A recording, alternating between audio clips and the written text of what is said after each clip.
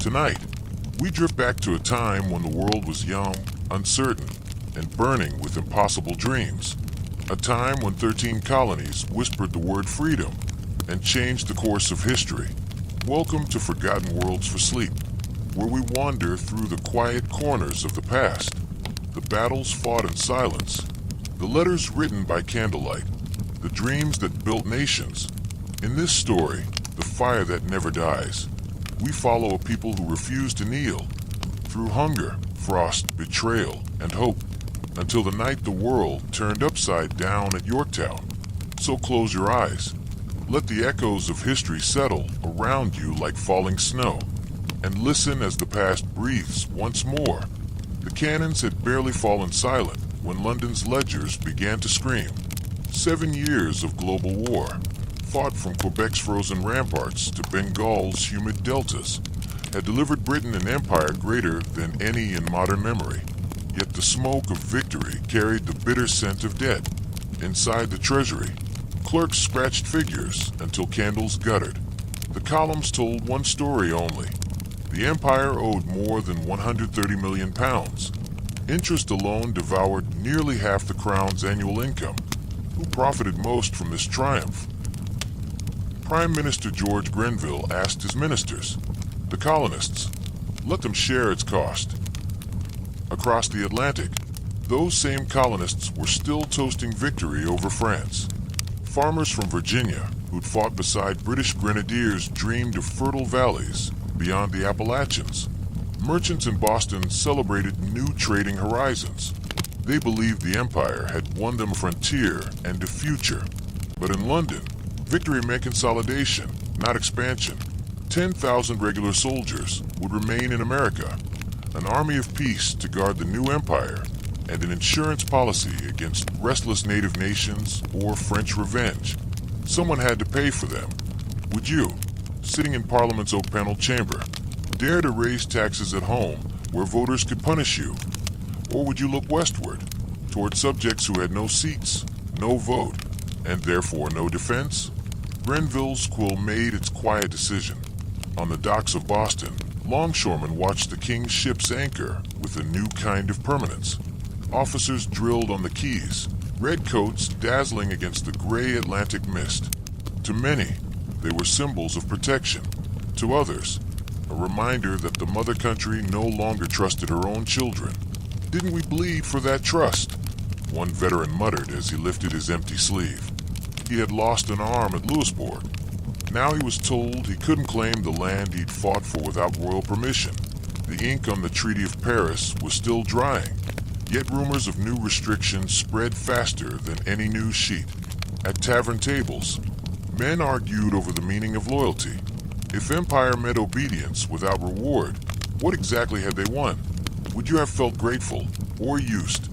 Would you trade the promise of land for the comfort of protection? Meanwhile, merchants tallied their own wounds. War had made fortunes for shipbuilders and exporters, but peace brought enforcement. Customs officers, newly empowered, prowled warehouses for untaxed sugar and molasses. The old salutary neglect, that comfortable blindness which had greased Atlantic commerce for decades, suddenly vanished. Licenses, duties, inspections. Every crate now carried the weight of London's need for revenue. A clerk in Grenville's office drafted new acts in crisp legal language. Each clause another small stone added to a growing wall between empire and province. None of them, by themselves, seemed enough to spark rebellion. But together, they changed the rhythm of daily life, turning trade into trespass and autonomy into defiance. If you were a merchant whose prosperity depended on bending rules, would you adapt or resist? Is the first step toward revolution taken with a musket or with a missing receipt? Out in the western settlements, the soldiers of peace built small forts and listened to the wind sweeping down from mountains they were forbidden to cross. Beyond those ridges stretched lands promised to tribes now armed and restless. Pontiac's Confederacy, sensing betrayal from both sides, began to burn outposts one by one. London blamed colonial settlers for provoking unrest. Settlers blamed London for leaving them exposed. Thus, the proclamation of 1763 was born, a boundary drawn by distant rulers who had never seen the forests they claimed to command. To Grenville it was order. To frontiersmen it was a chain. A veteran named Thomas Walker stood at the edge of that invisible line and spat into the leaves. "I carried the king's musket," he said, "but he'll not carry my plow." Behind him, dozens nodded. Lines on maps mean little when hunger and hope lie beyond them. Would you have crossed that forbidden ridge for a chance at freedom? Would you gamble your family's safety for a better harvest? As autumn deepened, letters from the colonies arrived in Whitehall. Petitions written in careful legal language, still pledging loyalty, still believing in reason. But beneath the politeness, something had begun to shift. An awareness that London's logic no longer matched colonial life. The empire had defended them, yes, yet now it demanded gratitude in coin and obedience in silence. Grenville's treasury counted debts. Across the sea, a different account began to form, one measured in patience and pride. By year's end, the empire and its offspring were already drifting apart, though neither yet knew the distance between them. What had begun as a fiscal problem would soon become a philosophical one. Who owns the fruits of victory? The conqueror who pays for it, or the colonist who fights it? And if those two answers differ, how long before ledgers turn into battlefields? The war was over, but victory felt smaller each day the news traveled inland. Beyond the Allegheny ridges, valleys shimmered with promise, deep soil, good rivers, no landlord but God. Settlers had waited years to claim that land. They'd fought, hauled supplies, buried sons beneath the pines. And now, at the moment of reward, a parchment from across the ocean said, "Stop." King George's proclamation of 1763 drew a line from Quebec to Georgia, tracing the spine of the Appalachians. Everything west of that line belonged to the crown, reserved for native tribes under imperial protection. To London, it was prudent, peacekeeping, debt control, a breathing space after years of war. To those who had risked everything for the dream of westward freedom, it was betrayal written in royal ink. Picture yourself standing before that invisible border. Your farm lies on one side, opportunity on the other. Would you obey a line no one can see, or cross it before anyone notices? Colonial newspapers printed the decree in small type, squeezed between shipping lists and runaway slave notices. Few at first grasped its meaning. Temporary measure, the papers said, for settlement regulation. Yet rumors spread faster than the Crown's assurances. Tavern whispers spoke of land companies ruined overnight, veterans stripped of promised acreage, and surveyors ordered to tear up their own maps. In Williamsburg, Patrick Henry read the proclamation aloud in the House of Burgesses. He let the silence linger. "A king may draw lines on paper," he said, "but can he command the earth to hold still?" Laughter rippled through the chamber, but unease followed. No one wanted open defiance, yet the idea of submission tasted like ash. If you were there, would you have applauded Henry's words, or looked down, fearing the echo might carry too far? For native nations, the line offered hope wrapped in irony. After decades of broken treaties and encroaching cabins, imperial recognition of their lands sounded almost miraculous. British agents met with Iroquois and Cherokee chiefs, promising that the king himself would enforce the boundary. But words are easier to guard than forests. Pontiac's uprising still smoldered in the Ohio Valley. Forts lay in ruins, settlers dead or fled. Soldiers spread thin along endless miles of frontier could barely protect themselves, let alone maintain peace between peoples who no longer trusted any promise. What would you have believed, London's parchment, or the gunfire in the woods? Back east, merchants calculated losses in pounds and acres. The Ohio Company, once confident of royal support, saw its investments vanish. George Washington, land speculator as well as soldier, noted bitterly that the law must fall short of its intent if it stops honest men, but not the lawless. He wasn't wrong. Even as Parliament debated the policy, wagons were already rolling west under cover of fog. Farmers called them moonlight migrations. they crossed mountain passes at night, marked trees instead of filing claims, built cabins far from any magistrate's reach. The frontier advanced not with fanfare, but with stubborn footsteps. Would you have risked fines, even prison, for the chance to carve freedom out of wilderness? Or would you have waited for permission that might never come? In London's parlors, the line looked like order. In America's forests, it looked like arrogance. Letters poured in, petitions layered with loyalty, yet laced with threat. Your Majesty, wrote one assembly, we implore redress, lest your faithful subjects become despondent. Despondent, a polite word for angry. Parliament ignored the tone. Britain's empire had doubled in size. Surely gratitude, not grievance, should fill colonial hearts. Officials believed the unrest was local, temporary, a storm that would pass when reason returned. But reason had changed sides. In every colony, a new habit took root, questioning authority out loud. The same men who once argued over crop prices now argued over rights. Ancient rights, British rights, natural rights. The word representation crept into their speeches like a spark into dry straw. Would you have joined those late-night debates, trading whispers of rebellion while pretending to discuss crop yields? Or would you have warned your neighbors that talk itself can be treason? By winter's end, the line on the map had become a crack in the empire. Neither side yet saw it as fatal. To the crown, it was just one policy among many. To the colonists, it was a warning, proof that distant rulers could command where they had not bled.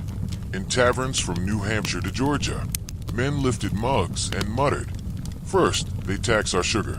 Then, they tax our paper. But mark me, they've already taxed our pride. The thought lingered, unfinished but infectious.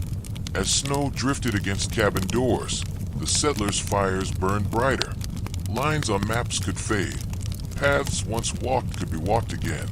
The frontier waited, silent and immense, while men in wigs and waistcoats argued thousands of miles away. Somewhere in that cold silence, revolution began. Not with gunpowder, not with speeches, but with a single forbidden step across a ridge.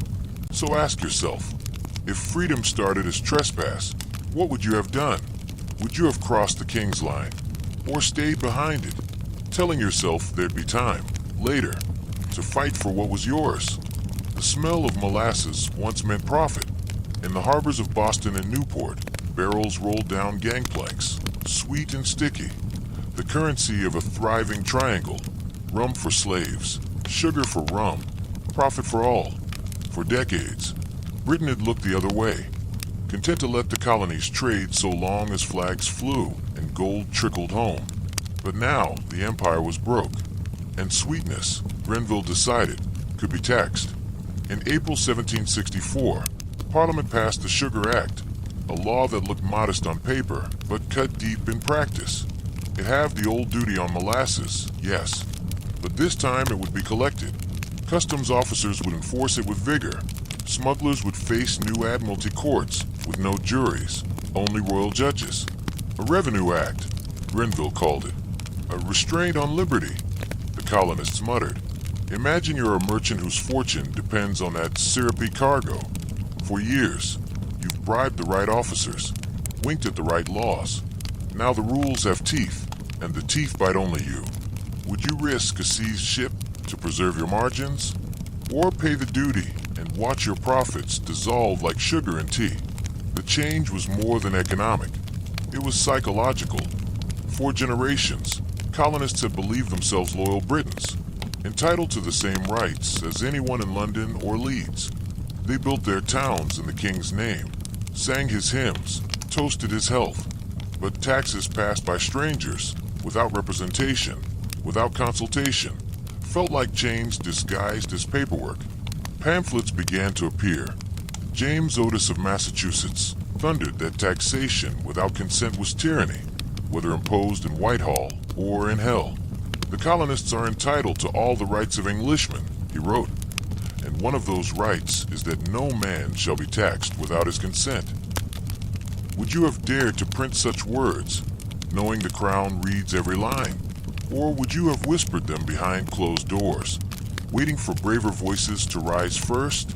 Custom houses, once sleepy offices, became fortresses of suspicion. At Boston's Long Wharf, officers boarded ships with bayonets fixed, their red coats glinting in the sunlight. Cargo manifests were checked, rechecked, and often confiscated. The smell of salt air mingled with resentment. "They treat us," said one sailor, as conquered people, not Englishmen. Even small towns felt the ripple. Rum distilleries slowed. Dockworkers lost jobs. Tavern keepers saw fewer customers. And when money tightens, tempers rise. Bostonians gathered at the Green Dragon Tavern, plotting boycotts and petitions. A young lawyer named Samuel Adams scribbled notes in the dim light, sensing that words, not weapons, would first shape this rebellion. If you'd been in that tavern, would you have raised your mug in defiance, or quietly finished your drink and slipped out before the Crown called it sedition? Across the ocean, Grenville misunderstood the fury. He saw arithmetic, not identity. The colonists must contribute to their own defense, he told Parliament. They are children of Britain, grown, but still dependent. Yet it is the nature of children to resent being told they are children. Newspapers replied in kind. Is a man free if he must pay another for the privilege of his own labor? Each headline sharpened into a question that reached beyond commerce. Who decides our worth? Who owns our future? If someone taxed your voice, would you still call yourself loyal? In coffee houses from Charleston to Philadelphia, the Sugar Act became a mirror. Planters saw imperial greed. Merchants saw lost trade. Ministers warned of moral decay. Even those untouched by molasses felt its sting. For what was taxed today could be taxed again tomorrow. Freedom, they realized, could erode quietly, one tariff at a time. Late that summer, an anonymous letter began circulating through the colonies. It bore no signature, only the title in American. If our property may be taken without consent, our liberty is but a sound. The sentence traveled faster than any ship. Some dismissed it as rhetoric, others copied it by hand, reading it aloud in churchyards. The idea spread like wildfire, softly at first, then unstoppable. Would you have dared to sign that letter with your name? Would you risk your livelihood for a principle still untested? By year's end, the sweetness of trade had turned sour. Grenville's revenue barely offset the cost of collecting it, but the damage was done. The Sugar Act had introduced something far more potent than taxation: distrust. The Atlantic, once a bridge of trade, began to feel like a moat. The colonists still sang, "God save the King." But under their breath, the melody had changed. Every ship searched, every license renewed, every tax stamped. It all whispered the same truth. The Empire no longer saw them as partners in victory, but as assets to be managed. And somewhere in that quiet shift, from pride to suspicion, the future cracked open. So, imagine yourself in that uncertain autumn of 1764.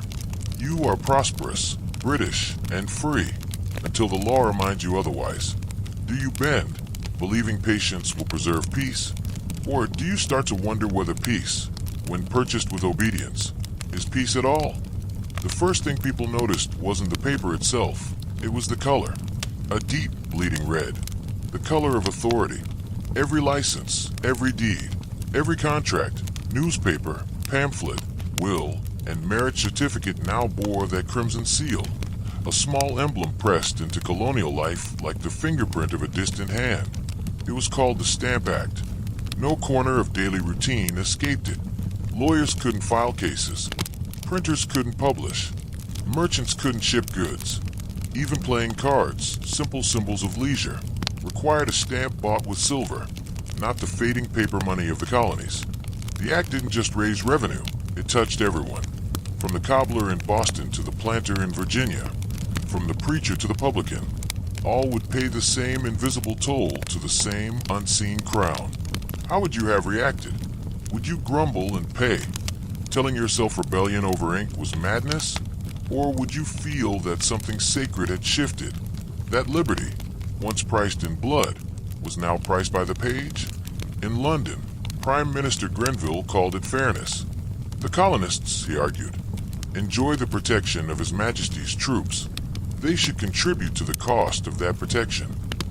But in taverns and printing shops, people began to ask a simpler question. Protection from whom? They had fought France. They had settled wilderness. The danger, it seemed, no longer came from foreign enemies, but from familiar rulers.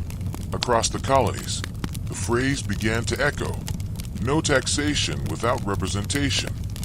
If you had no seat in Parliament, did the law still bind your conscience? If your voice was unheard, were you still part of a nation, or something less? Resistance began with words. The Virginia Resolves, introduced by a fiery young lawyer named Patrick Henry, thundered that only the colonial assemblies had the right to tax their citizens. Caesar had his Brutus. Henry warned Parliament. Charles I as Cromwell made George III prophet by their example. Gasps filled the chamber. Someone shouted treason. But treason, like revolution, is only a matter of timing. Would you have dared to applaud him? Would you have stood and joined his defiance? Or prayed he'd sit down before his words dragged you with him? In Boston, printers found new courage in type. Samuel Adams, James Otis, and other radicals formed an underground brotherhood, the Sons of Liberty. They met in secret tavern rooms lit by candlelight and rage. They posted warnings on trees, nailed effigies of tax collectors to gallows, and wrote pamphlets mocking the arrogance of Parliament. A tree in the center of Boston became a symbol, a liberty tree, where grievances were nailed like public prayers.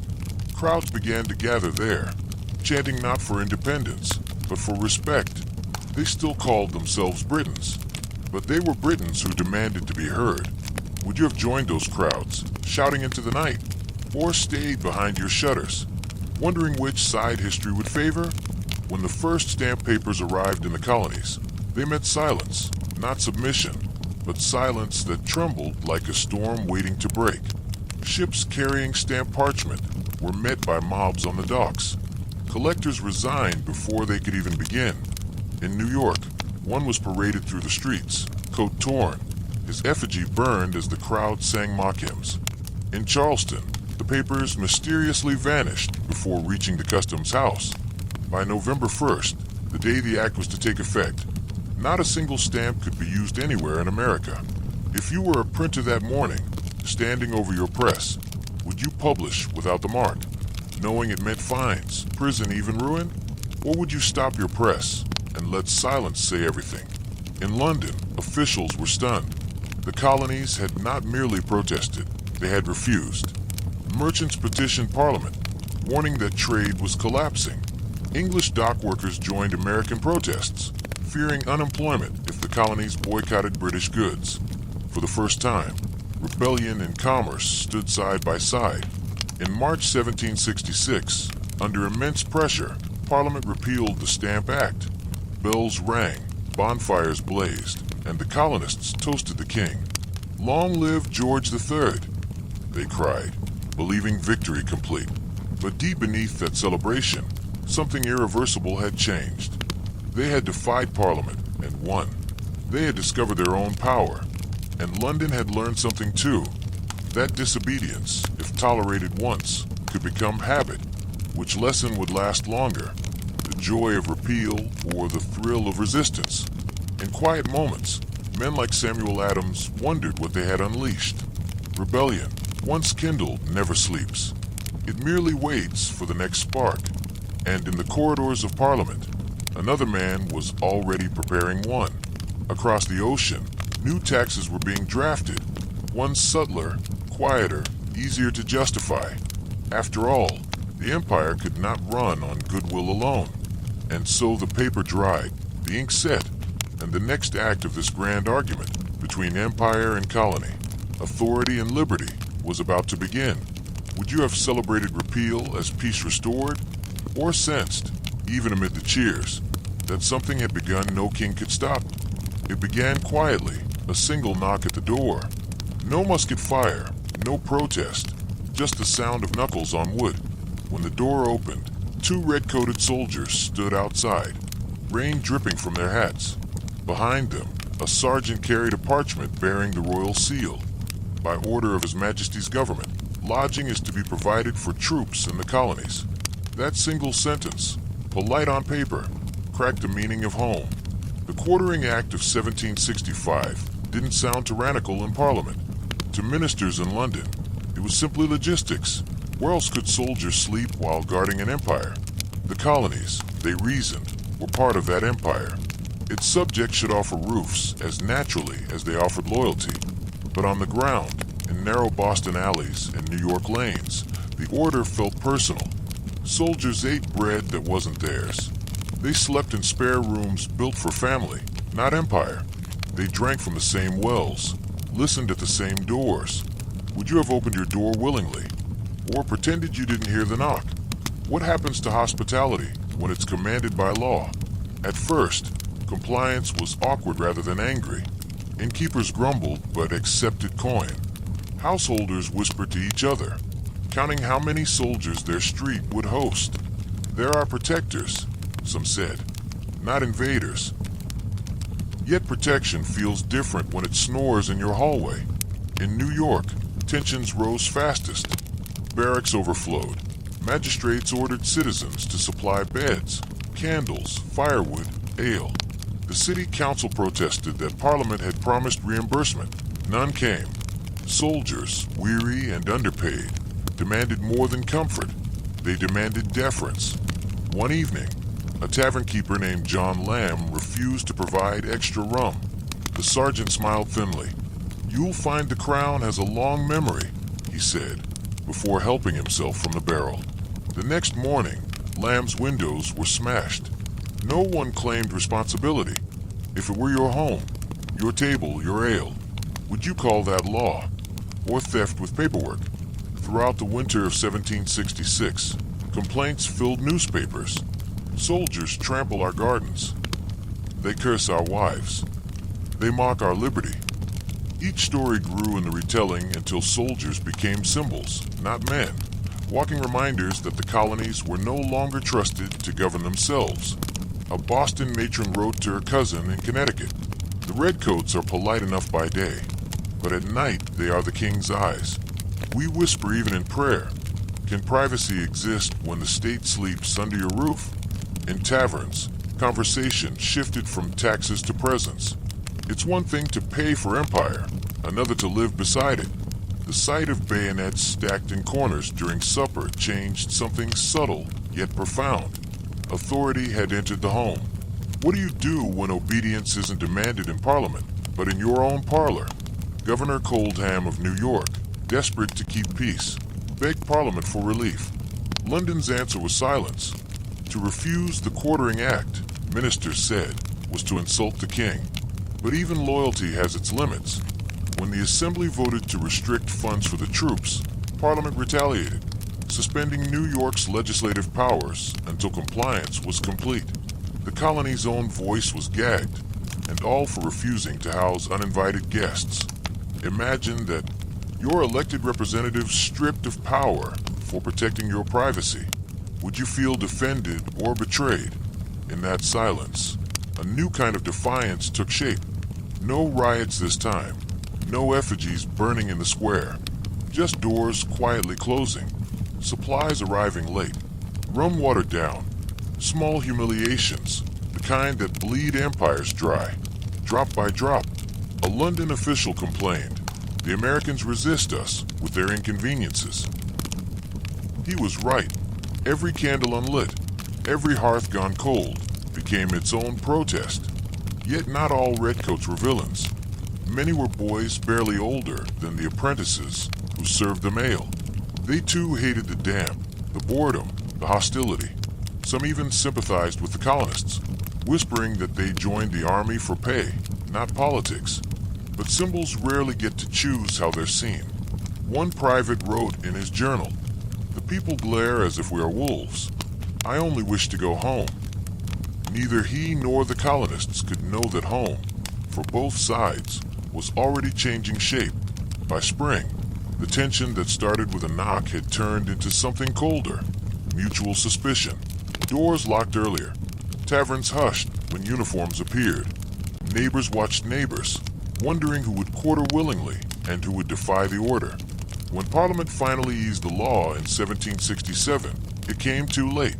The soldiers had already moved from houses into memory, and memories, once bitter, rarely fade. Would you forgive the empire for stepping inside your doorway? Or would you keep that anger, quiet but alive, waiting for its next reason to roar? For some, that reason was already on the horizon. A new set of taxes on glass, paint, paper, and tea prepared to land upon the colonies. The Quartering Act had entered their homes. The next would enter their wallets again. But now, colonists understood something vital. Resistance didn't need violence. It needed unity. A home once shared unwillingly had taught an entire people what it meant to own something sacred. And that lesson, carved into every doorstep that closed against a redcoat, would soon echo across the world. Would you have opened your door? Or would you have drawn the bolt, knowing that once the empire crosses your threshold, it never truly leaves? It began in whispers and taverns, the kind of talk that lowers voices but raises blood. Did you hear about the stamps? The quartering? Every grievance needed a place to live, and in Boston, it found one, under the crooked beams of the Green Dragon Tavern. By night, the tavern smelled of rum, sweat, and conspiracy. Merchants, printers, apprentices, even ministers gathered there, men who rarely agreed on anything. But now they shared one belief. If Parliament wouldn't listen, the streets would have to speak. They called themselves the Sons of Liberty. No crowned charter blessed their birth. No governor appointed their leaders. They were self-made citizens in a self-made cause. Samuel Adams, thin and sharp-eyed, kept notes by candlelight, his pen scratching faster than the flames flickered. The people must see, he wrote, not just hear, but see tyranny for what it is. So they built a stage, not of wooden curtains, but of crowds, symbols, and spectacle. Would you have joined them? Would you risk your livelihood to paint rebellion in daylight, knowing that the king's informants were everywhere? The first performance took place under an elm tree near Boston Common. They hung a stuffed figure from its branches, the tax collector Andrew Oliver, reimagined in straw and tar. The effigy twisted in the summer wind while hundreds watched.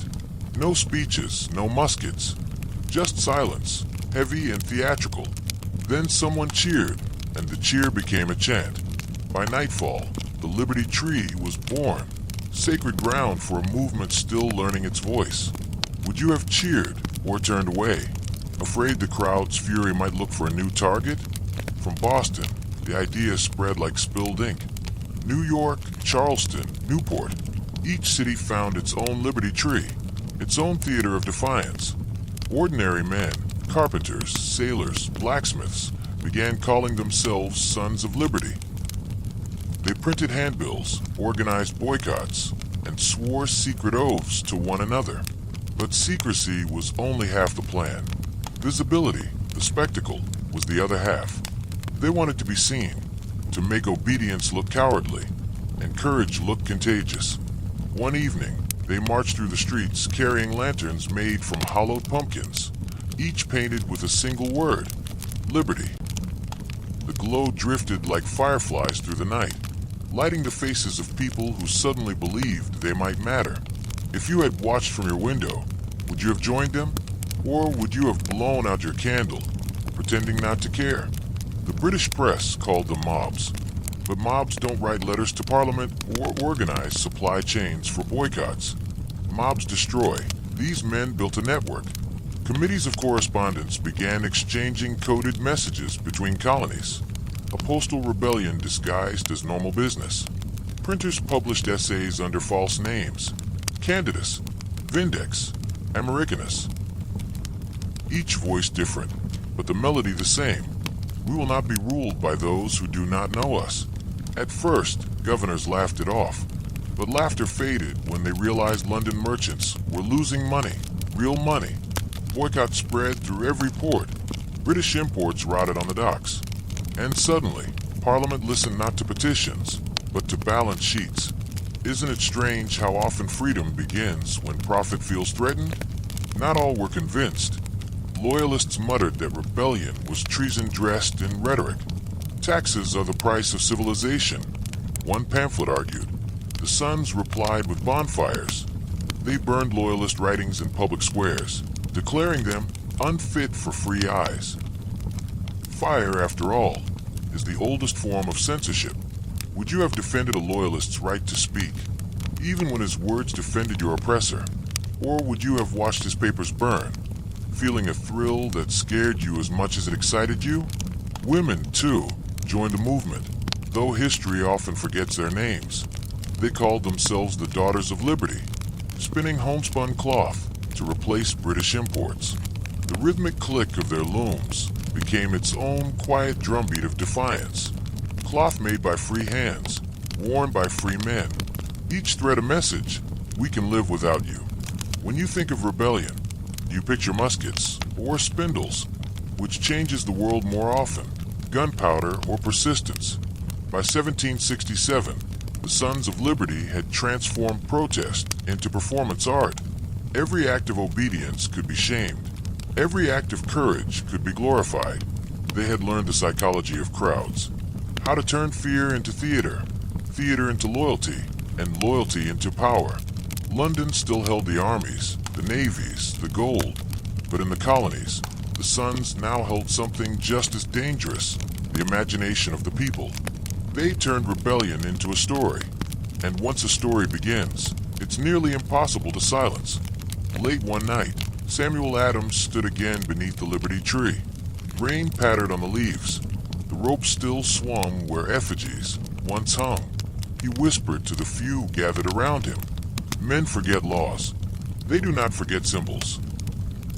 Then he looked up at the swaying branches, almost as if asking the tree itself a question. How long will they listen before they strike? So, what would you have done in that restless summer? Would you have stood beneath that tree, lantern in hand, daring the Empire to notice? Or stayed home, convincing yourself that someone else would defend your freedom for you? Because in 1767, defiance had stopped being a crime. It had become a calling. And soon, the call would echo all the way to Parliament itself. Snow fell that night, thick, wet, relentless. Boston's harbor was half ice, half shadow. Lantern light flickered on cobblestones, slick with slush, and the air smelled of smoke and iron. The town had been a powder keg for months. All it needed was a spark. That spark came on March 5th, 1770, outside the Custom House on King Street. A single sentry stood guard, Private Hugh White, red coat buttoned tight, musket clutched in numb fingers. He'd been mocked before, but not like this. A group of apprentices jeered, pelting him with snowballs packed hard as stone. "Lobster back," one shouted. "Go back to your king." The private lifted his bayonet, a warning, not an attack. But warnings mean little to a hungry crowd. Would you have thrown that first snowball, just to see what would happen?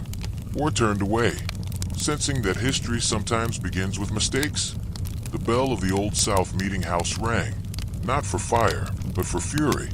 Within minutes, 100 townsmen filled the square, sailors smelling of tar and rum, merchants wrapped in wool, even boys barely old enough to stand. Each carried the same thing, anger polished by winter. Captain Thomas Preston arrived with 7 soldiers to calm the chaos. They formed a line in the snow, muskets gleaming under lamplight. Across from them, colonists shouted, "Fire and be damned!" The wind cut through everything, through coats, through patience, through reason itself. Imagine standing there, breath freezing in the air, hands trembling from cold and fear. Which side would you face? No one knows who said it first. Fire. A voice lost in the roar. Maybe a taunt. Maybe a command. But a musket discharged. A bright flash. A sound like the sky tearing in half. Then another. And another. Smoke rolled over the street as bodies fell into the snow. Crispus Attucks, a dock worker of African and native descent, dropped first, shot in the chest. Then Samuel Gray, James Caldwell, Samuel Maverick, and Patrick Carr. 5 names, 5 lives, 5 reasons to remember. The snow turned red, and the Empire's peace shattered. Would you have run from the gunfire, or stepped closer to see what freedom costs? The morning after, Boston awoke to silence. Shops closed, bells tolled. Citizens gathered in meeting halls not to riot, but to mourn and to organize. Samuel Adams understood at once what had happened. "You cannot kill liberty," he said, "but you can give it martyrs." The term Boston Massacre appeared within days, a name designed to bleed across newspapers, from New England to the Carolinas. Paul Revere's engraving followed soon after, redcoats firing into a defenseless crowd, their officers smiling coldly. A lie, perhaps, but a useful one. Truth matters less than memory when revolutions are young. Would you have believed that engraving, or questioned what your own eyes had not seen? The soldiers were arrested, their trial set for the autumn. Boston demanded justice, but justice requires defense, even for the hated. And that duty fell to John Adams, cousin to Samuel, lawyer by conviction more than profession. Many called him a traitor for taking the case, but Adams believed in something deeper than anger. The law must speak even when the mob shouts, he said. For 6 days he argued that the soldiers had fired in panic, not malice. The jury agreed, 6 acquitted, 2 convicted of manslaughter, branded and released. The verdict stunned Boston, but Adams wrote in his diary that night, "Facts are stubborn things, and whatever may be our wishes, our inclinations, or the dictates of our passions, they cannot alter the state of facts and evidence." Would you have defended the enemy if truth demanded it? Could you, when everyone around you screamed for vengeance? Winter gave way to spring, but Boston's thaw never came. Each tavern retold the massacre differently. In some versions, the soldiers were monsters. In others, they were victims. But in every version, one truth remained. The Empire had shed blood on its own subjects. And blood, once spilled, has its own gravity. Young men began whispering that peace was no longer enough, that something in them had changed, that liberty had moved from idea to instinct. When you've seen your neighbor fall in the snow, the word freedom stops sounding like rhetoric. It starts sounding like necessity. That year, Parliament quietly repealed most of the Townshend Acts, keeping only one symbolic tax on tea. A gesture of control disguised as compromise. London hoped to calm the colonies. Instead, it reminded them that power never gives up all its ground. So the blood on King Street became prophecy. There would be more snow, more smoke, more names. The massacre had ended with 5 dead, but it had begun something immortal. As the decade darkened, one question lingered above every dinner table, every sermon, every secret meeting in America. If the Empire could fire on its own people in the heart of Boston, what else might it do? And perhaps a quieter question, one the king himself should have asked. When subjects stop fearing their rulers, what happens to the throne? Would you have remembered that night as tragedy or beginning? Would you have seen blood in the snow or seeds? Because in 1770, under that gray Boston sky, freedom had not yet been born, but it had learned how to bleed. It began, strangely, with silence. The ships had been in harbor for weeks, the Dartmouth, the Eleanor, and the Beaver, their hulls heavy with East India Company tea. Each day, their cargoes sat waiting in the cold December air, guarded by Royal Customs men who pretended not to hear the whispers drifting through Boston's alleys. Inside the town's taverns, men argued in low tones. Do we pay the tax, or do we burn the proof of it? No one wanted violence. Not yet. But no one wanted obedience either. Would you have waited for Parliament's mercy, or for your courage to arrive? The weight of a cup. It wasn't just about tea. It was about the principle of it. The idea that men 3,000 miles away could decide what freedom meant for you at breakfast. The Tea Act of 1773 was Parliament's quiet insult, a law disguised as generosity. It lowered the price of British tea, hoping Americans would buy it out of convenience and forget the principle of consent. Cheaper chains, they thought, were still chains. Yet to drink that tea was to swallow submission, each sip a small surrender. Would you have tasted it? knowing it was sweetened with obedience. Meetings filled Old South Meeting House, air thick with sweat and candle smoke. Thousands gathered, merchants, sailors, apprentices. Faces turned toward the pulpit where Samuel Adams stood. His voice, calm but edged with steel, carried through the hall. This meeting can do nothing more to save the country. Those words were a signal, not of despair, but of decision. Outside, a shout cut the cold.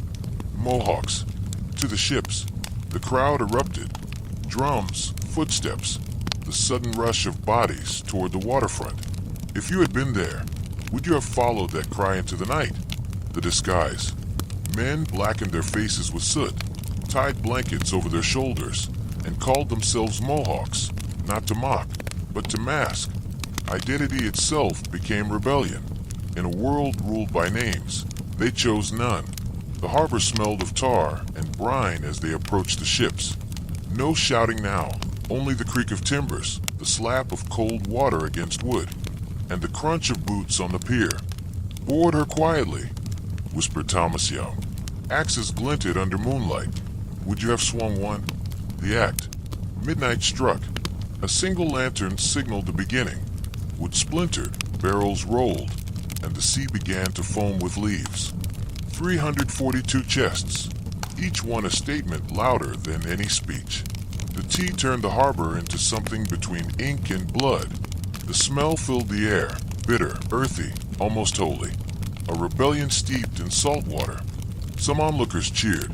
Others watched in disbelief as men methodically destroyed property worth more than 10,000 pounds. But none interfered. Even the British soldiers at Castle William, visible across the water, stood silent.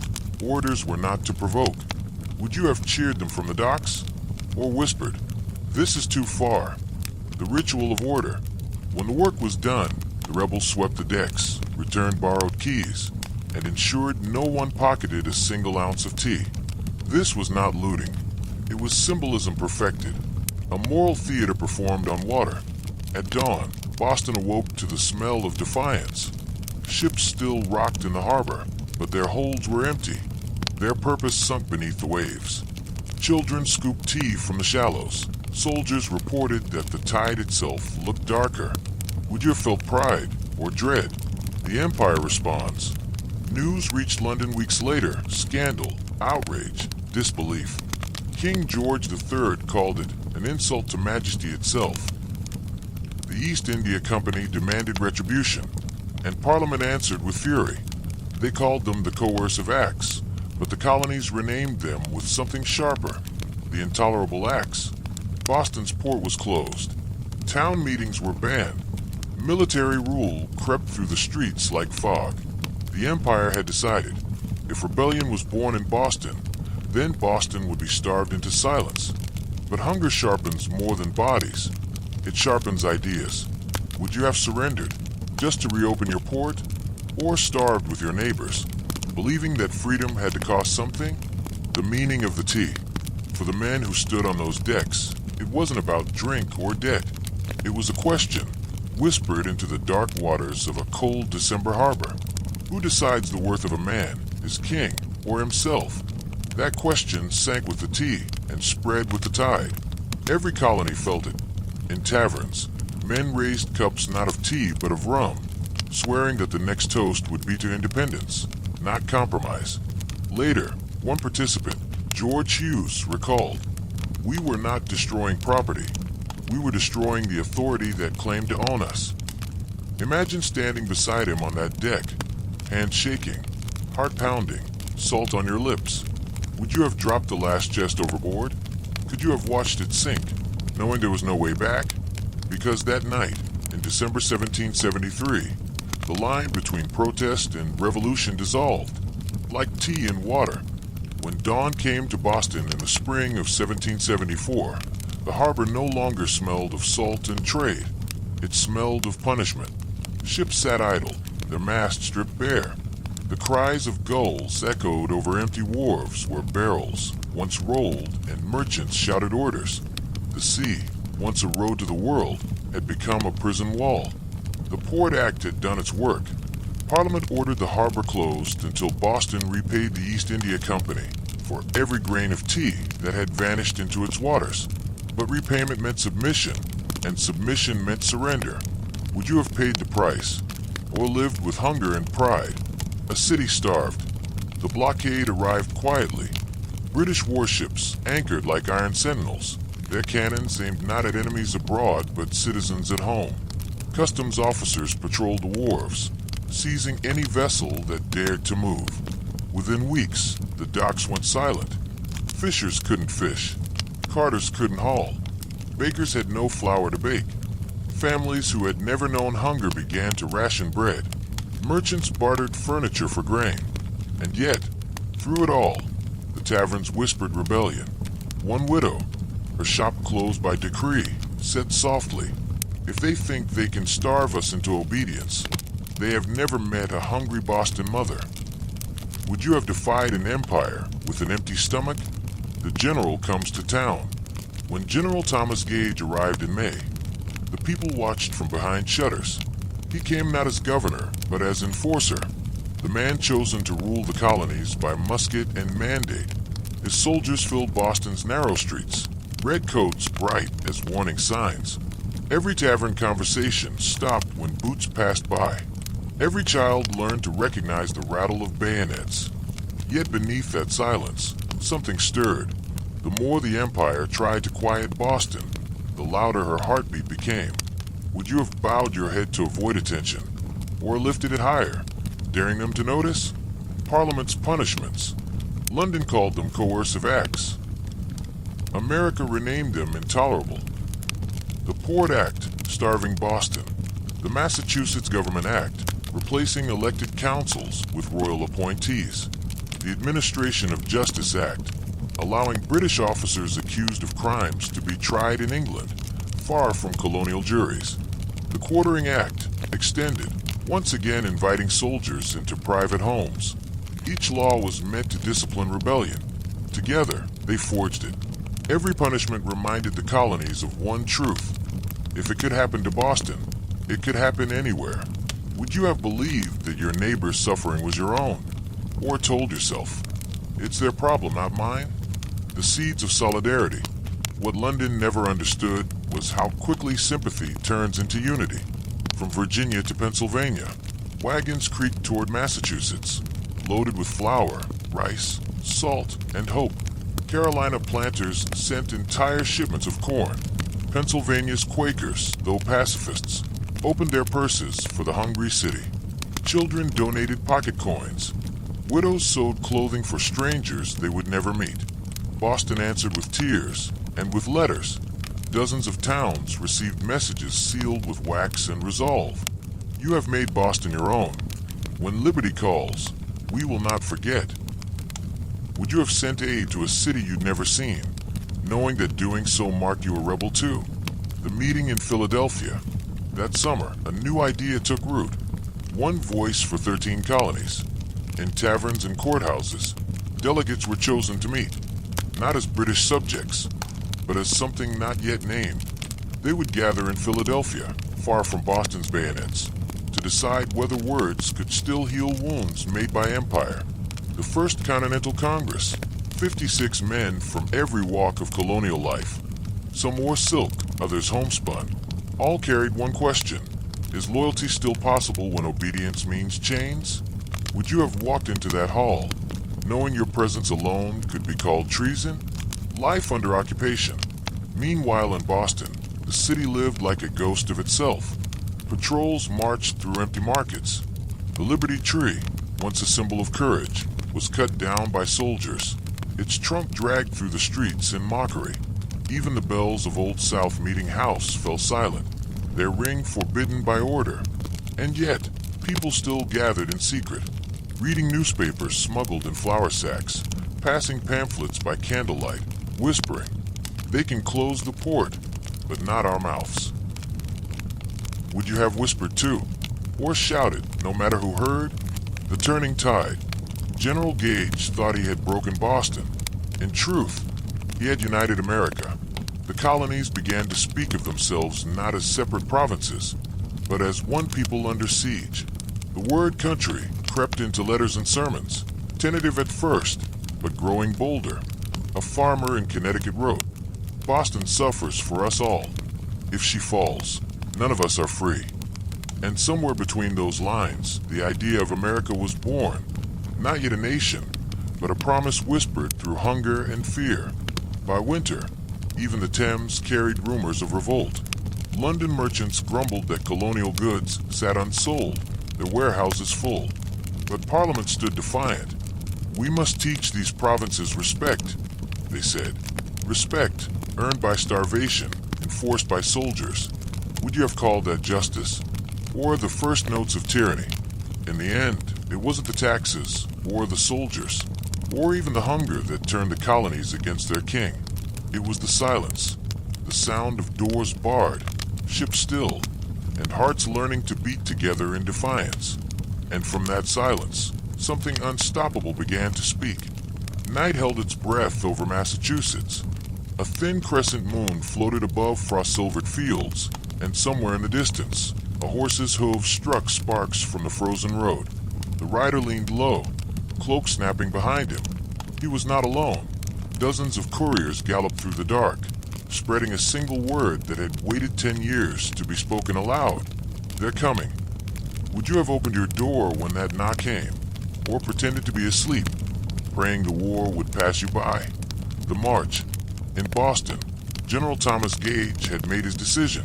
After years of rebellion, the time for warnings was over.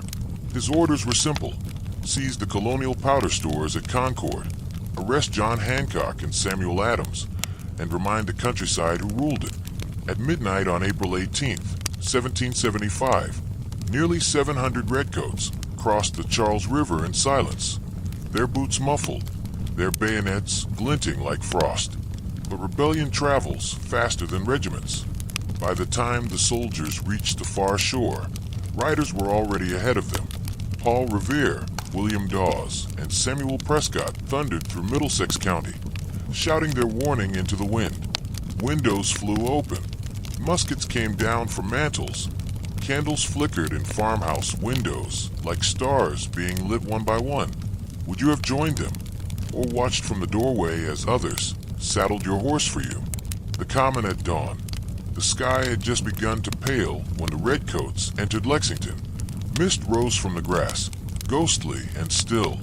On the green stood about 70 militiamen, farmers, blacksmiths, fathers, led by Captain John Parker, a veteran with lungs full of sickness and a musket steady in his hands. He turned to his men and said words that would echo across centuries. "Stand your ground. Don't fire unless fired upon. But if they mean to have a war, let it begin here." Can you imagine hearing those words while staring down the most powerful army on earth? The British officer, Major Pitcairn, rode forward. He barked, "Lay down your arms, ye villains, ye rebels." The two lines faced each other, silence thick as fog. Then a shot cracked through it. No one knew who fired it. No one ever would. But that single sound tore history in half. The redcoats fired in volley. Men fell, 8 dead, 10 wounded. Smoke drifted across the green, carrying the smell of powder and grass. When it cleared, Lexington's common was empty except for the dead. The war for independence had begun, though no one yet dared to call it that. Would you have returned fire, or run home to your children, knowing that one musket ball could make you immortal or forgotten? The road to Concord. The British marched on, muskets ready, drums beating a slow, merciless rhythm. But the countryside was awake now. Church bells rang from every village. The alarm gun fired again and again. Militia companies gathered by the hundreds, moving through the woods like shadows. At Concord's North Bridge, the redcoats found themselves facing a growing force of colonists. This time, the patriots did not wait. They advanced in disciplined silence, their reflections rippling in the water beside them. Then came the order. "Fire, fellow soldiers, for God's sake, fire." The volley exploded. Redcoats staggered, some falling into the river, their scarlet coats spreading across the current like blood made liquid light. Would you have stood your ground when the first man fell beside you? or dropped your musket and fled into the trees with a long retreat. By noon, the British column turned back toward Boston, but the road behind them had changed. Every fence, every barn, every stone wall now hid men with muskets. Shots came from windows, from orchards, from the folds of the land itself. The British marched 20 miles under fire that never stopped. They reached Boston at sunset, exhausted, bloodied. Their pride left somewhere on the road to Concord. A farmer watching from a hilltop whispered, "They call us rebels now. Let them. We are rebels by right." The world reacts. Word of the battles traveled like lightning. Within days, the story of Lexington and Concord reached New York, Philadelphia, and Virginia. Some wept, some cheered, some trembled, but none could look away. Pamphlets called it the shot heard round the world. Because it wasn't just musket fire. It was the sound of an idea finally breaking free from its empire. Would you have believed that one gunshot could change the course of humanity? Or would you have thought, it's only a skirmish, it will all blow over? The aftermath. In the days that followed, thousands of militia surrounded Boston, trapping Gage's army inside the city. What began as a march had turned into a siege. Men left plows in their fields. Apprentices dropped tools mid-task. Preachers laid down Bibles to take up muskets. Even those who doubted the cause felt the pull of destiny. Something irreversible had begun. An old woman watching the smoke rise from Lexington's fields told her grandson, "Freedom was born this morning, but she is still crying." The war that began at dawn would outlast empires. But in that first hour, that fragile, breathless hour, freedom still fit inside the hands of farmers. It was raw, untrained, terrified, and unstoppable. So, if you had stood on that green in April 1775, musket trembling, heart pounding, the mist turning gold with sunrise, what would you have done when the first shot cracked the silence? Would you have fired or flinched? Because in that single heartbeat between fear and action, the modern world began. Smoke still hung over the hills when the news spread. Boston was trapped. After Lexington and Concord, thousands of militiamen from every corner of New England poured toward the city, forming a ragged ring of defiance around the British garrison. No one had planned it. No one commanded it. But by instinct, the colonies had learned their first lesson in unity and in siege. Would you have marched to Boston, leaving your farm and family behind, to fight an empire you'd never seen, or stayed home, telling yourself someone else would stand for you? The encircled city. Inside the city, British troops huddled behind fortifications, their red coats dulled by grime and months of tension. Food grew scarce. Tempers grew shorter. Outside, across the Charles River, the makeshift American camp was no better. Cold, damp, hungry, and chaotic. There were no uniforms, few tents, and less discipline. But there was something stronger than order, belief. One observer wrote, "They had no powder, little bread, and yet no fear." Would belief alone have been enough to keep you there through the long nights and the empty stomachs? Enter Washington. In June, Congress sent a tall, solemn Virginian North, George Washington, to take command of the undisciplined army. When he arrived at Cambridge, the men stopped to stare. His uniform gleamed in the sun, immaculate amid the mud. He said little, but his presence carried weight like iron. He rode along the lines, inspecting muskets, speaking softly to the men. "Gentlemen," he said, "the fate of unborn millions will now depend on our conduct." Imagine hearing that while holding a musket patched with wire and string. Would those words have steadied your hands, or reminded you how small you were? Bunker Hill. Before Washington even reached full command, the war's first great trial began, the Battle of Bunker Hill. June 17th, 1775. On a hill overlooking Boston, colonial forces hastily built earthworks, preparing for an assault they knew they could not win. The redcoats came in waves, disciplined, glittering lines marching uphill through smoke and gunfire. The colonists waited. Ammunition was precious. "Don't fire until you see the whites of their eyes," someone shouted. And they didn't. When they did fire, the front ranks of British soldiers vanished in thunder and flame. But the Empire does not stop at one volley. They climbed again and again until the hill ran red. By sunset, the Americans retreated, their powder gone, but their courage intact. Over 1,000 British soldiers lay dead or wounded. Would you have stayed behind the barricade when the bayonets came closer, or fled before your powder ran out? The long stand. Through the summer and fall, both sides dug in. Boston became a city imprisoned by its own army. Farmers turned soldiers, built forts from stones and logs. Cannonballs from British ships screamed overhead by day and by night. Disease took more lives than musket fire, yet the siege held. Every dawn brought the same question. Could they endure one more day? In the frozen camps, men boiled leather for food. Drums froze solid. Ink turned to ice in officers' quills. But across every hardship, a stubborn light burned. They believed the siege was more than a battle. It was proof. Proof that the colonies could fight and stand. Would you have slept in that cold, eating nothing for days, just to make that proof real? Henry Knox's miracle. By December, Washington faced disaster. He had men, but no heavy artillery. Then came Henry Knox, a young bookseller turned artillery expert, with an impossible plan to haul 60 cannons from Fort Ticonderoga through 300 miles of frozen wilderness to Boston. Oxen dragged sledges over ice and mountain. Snow blinded the team. Rivers cracked beneath their feet, and still they moved. When the guns finally arrived in February 1776, the men wept at the sight. Would you have believed one man could move an army without firing a shot? Dorchester Heights. In early March, Washington made his move. By night, under cover of darkness, his men fortified Dorchester Heights, the hills overlooking Boston Harbor. At dawn, the British awoke to see cannons aimed down upon them, as if the mountains themselves had risen overnight. General William Howe stared through his spyglass, disbelief etched on his face. He knew the truth instantly. Boston was lost. He could attack and risk annihilation, or evacuate. Within days, the British fleet set sail for Halifax, taking loyalists with them.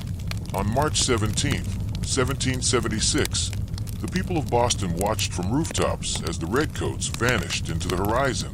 For the first time, an American army had driven the British from its soil. Would you have felt joy or terror, knowing that freedom had just become irreversible? The first victory. When Washington entered the liberated city, church bells rang, muskets fired in salute, and citizens wept openly. But the general did not smile. He looked out toward the harbor and said quietly to his aide, "The war has but begun," because victory brings its own burden. Now that they had tasted freedom, they would have to prove they could defend it again and again. The question of resolve. The siege of Boston taught the colonies that courage could compensate for hunger, and that belief could hold against empire.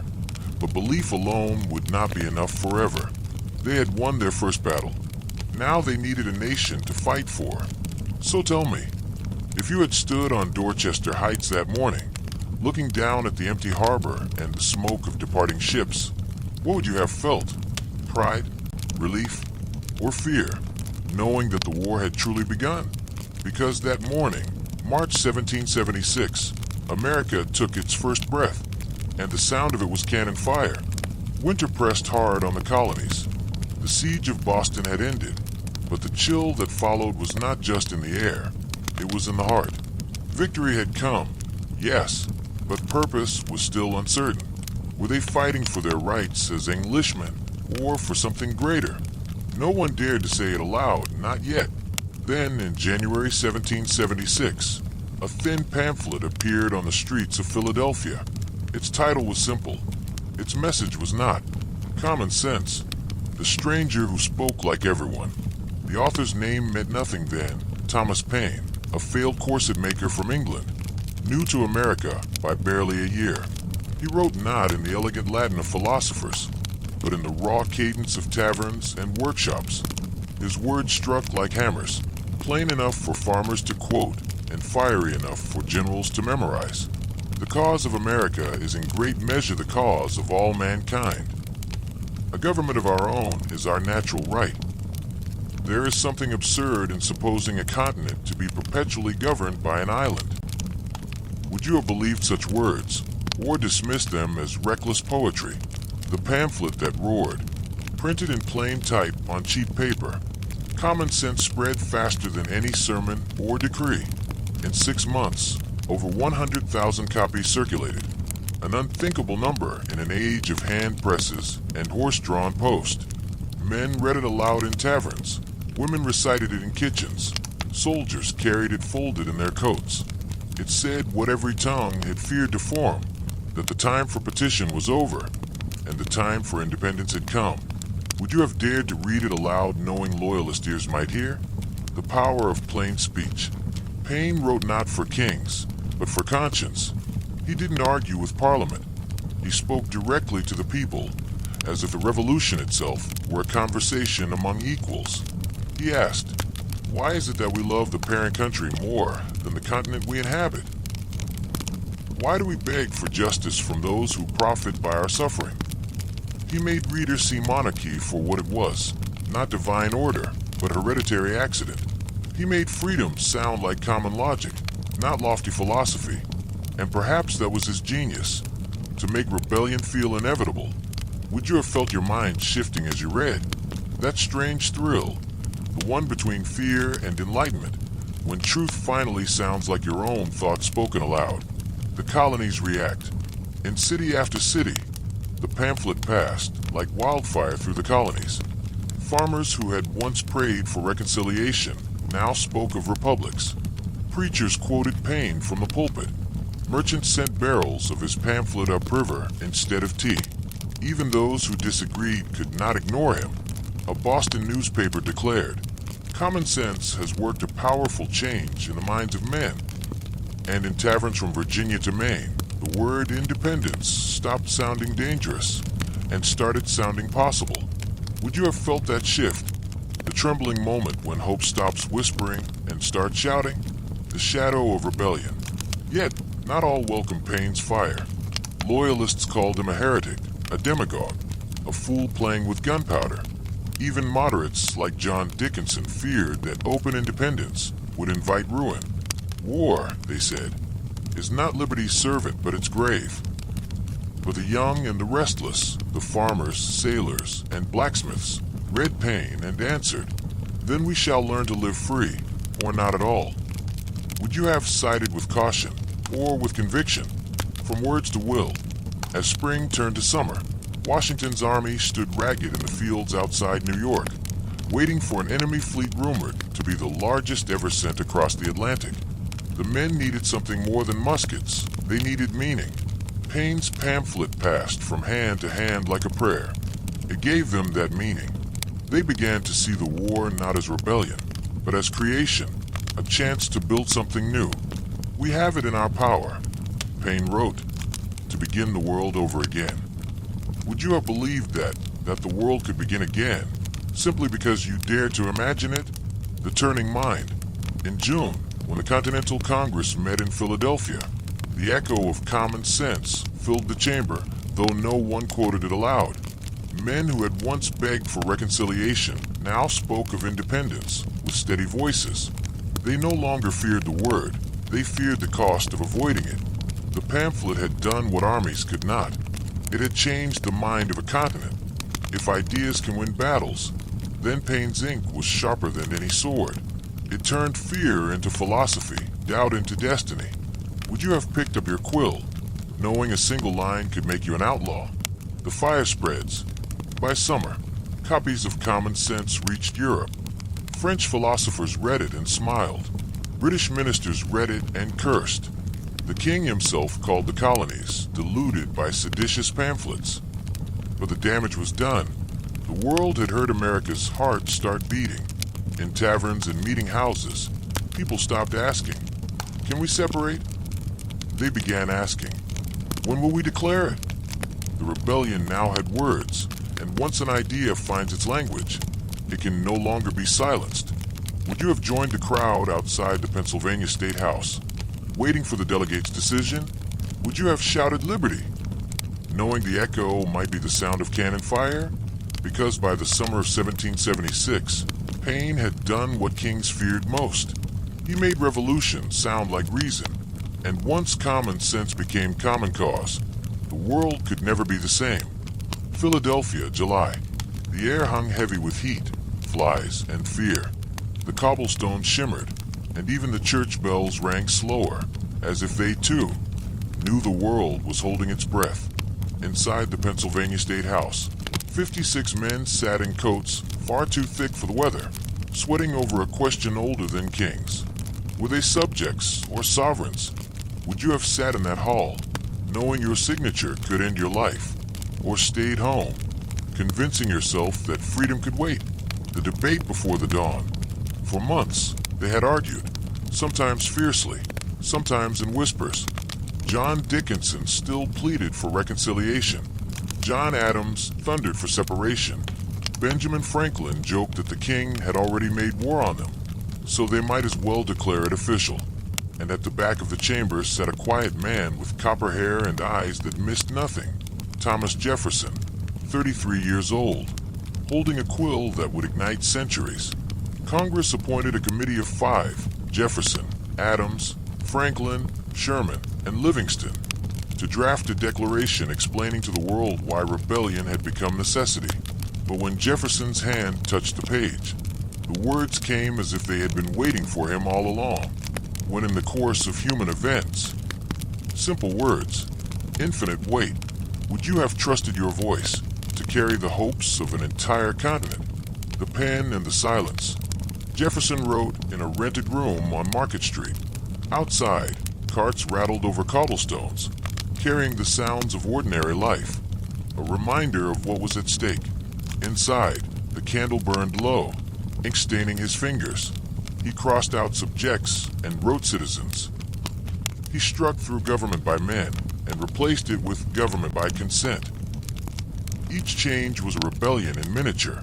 At last, he wrote the lines that would echo across the world. We hold these truths to be self-evident, that all men are created equal.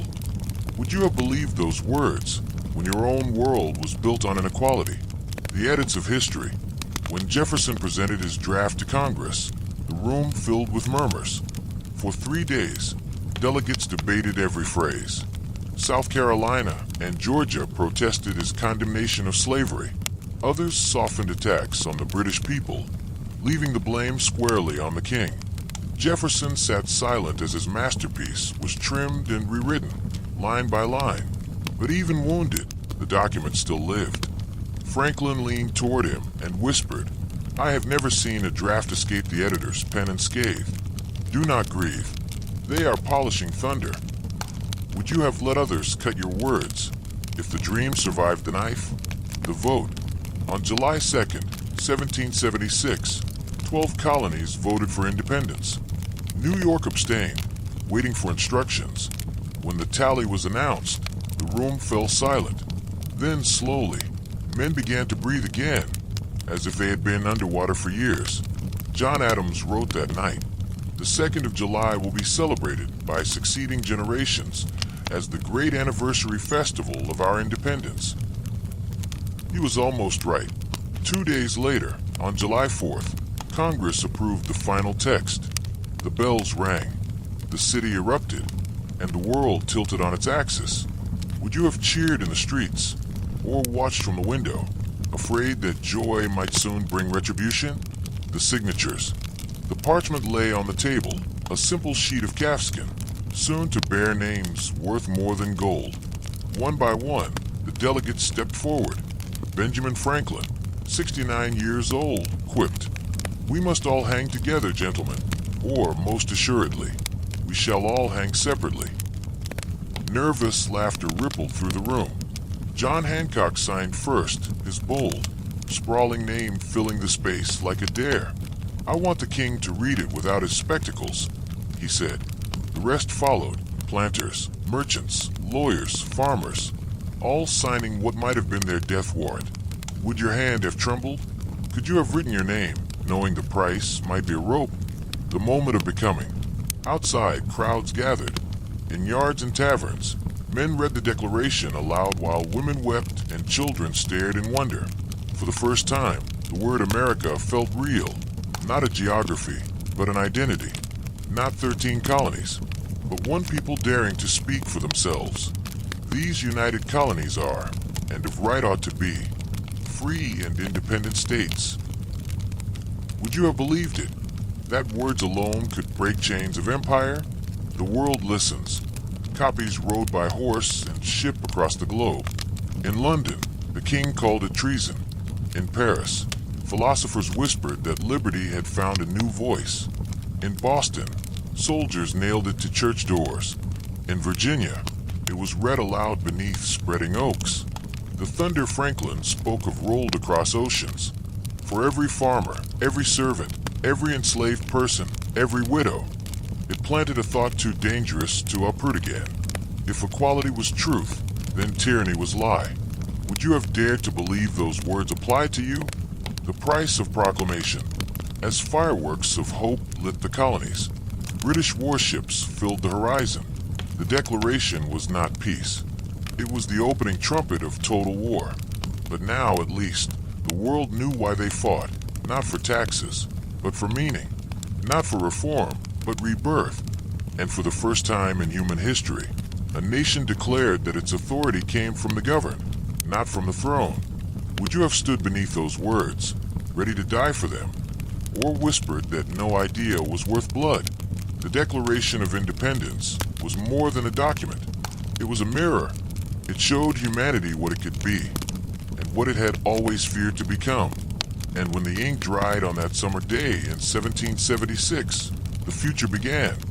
Summer in New York was beautiful, until the sails appeared, white upon blue, so many they seemed to blot out the sea itself. In July 1776, as the ink dried on the Declaration of Independence, the horizon filled with Britain's vengeance, the largest expeditionary force ever sent across an ocean. 200 ships, 32,000 soldiers, 10,000 sailors, cannon stacked like thunderclouds. For a moment, the newborn republic felt very, very small. Would you have felt pride watching those ships, or terror? The city of expectation. New York pulsed with tension. Merchants closed their shops, patriots dug trenches, and loyalists whispered that the king's peace would soon return. The Continental Army, barely 20,000 strong, waited on Manhattan and Long Island, untrained, undersupplied, and untested against the greatest military power on earth. George Washington, standing on the battery, stared at the armada through a spyglass. Behind him, volunteers sweated over earthworks. Beside him, generals argued whether to defend or retreat. Washington said nothing. He lowered the glass and whispered, "The game is now to be played."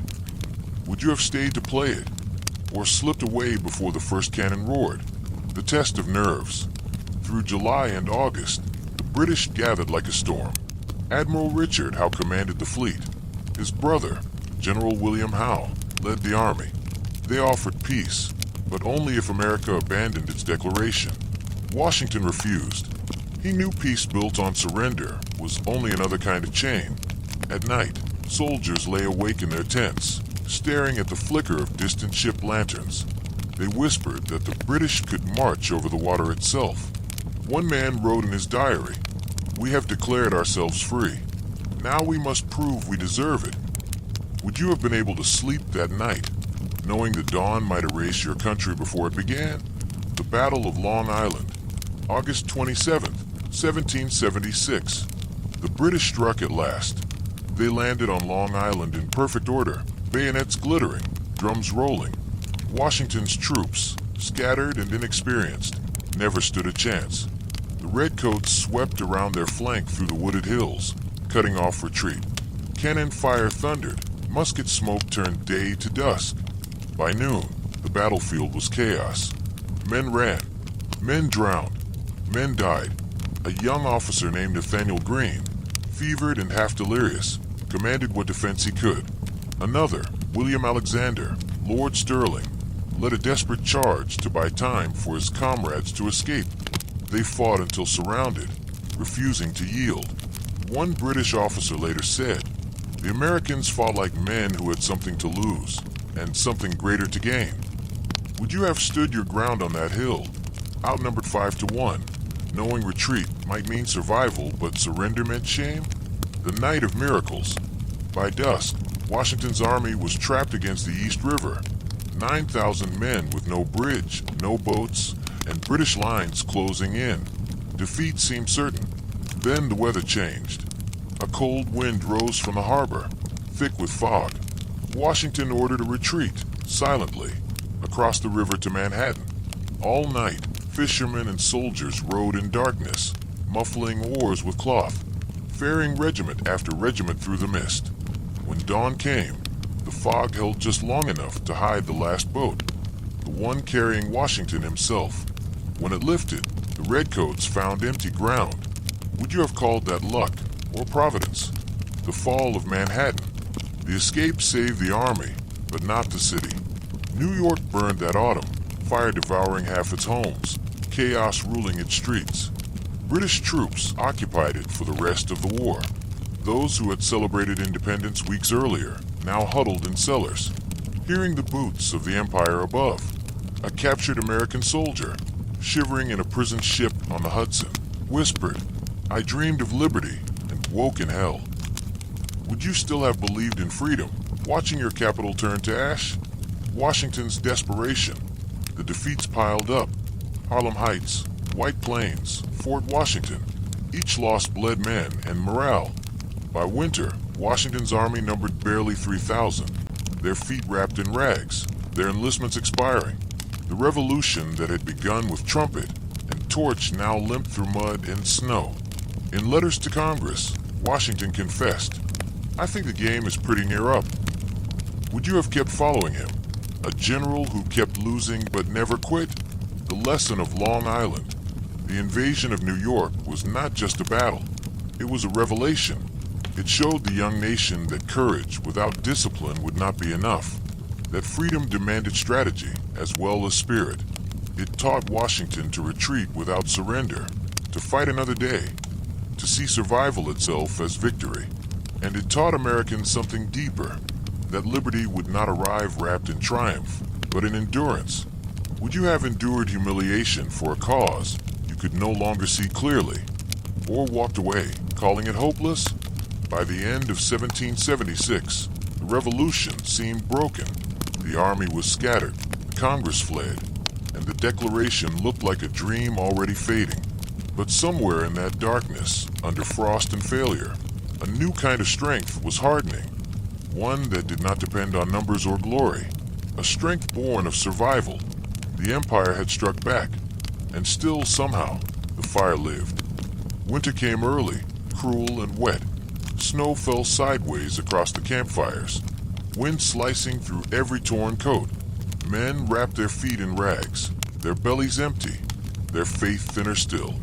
By December 1776, the revolution was dying, not by sword, but by exhaustion. The British believed it finished. The Americans feared they were right. Would you have stayed in that frozen camp, waiting for a miracle that refused to come? The long retreat. After the disasters in New York, Washington's army had become a shadow of itself, fewer than 3,000 men, limping across New Jersey, chased by British and Hessian troops who mocked them at every turn. Farmers who once cheered now hid their grain. Doors that opened in July slammed shut by December.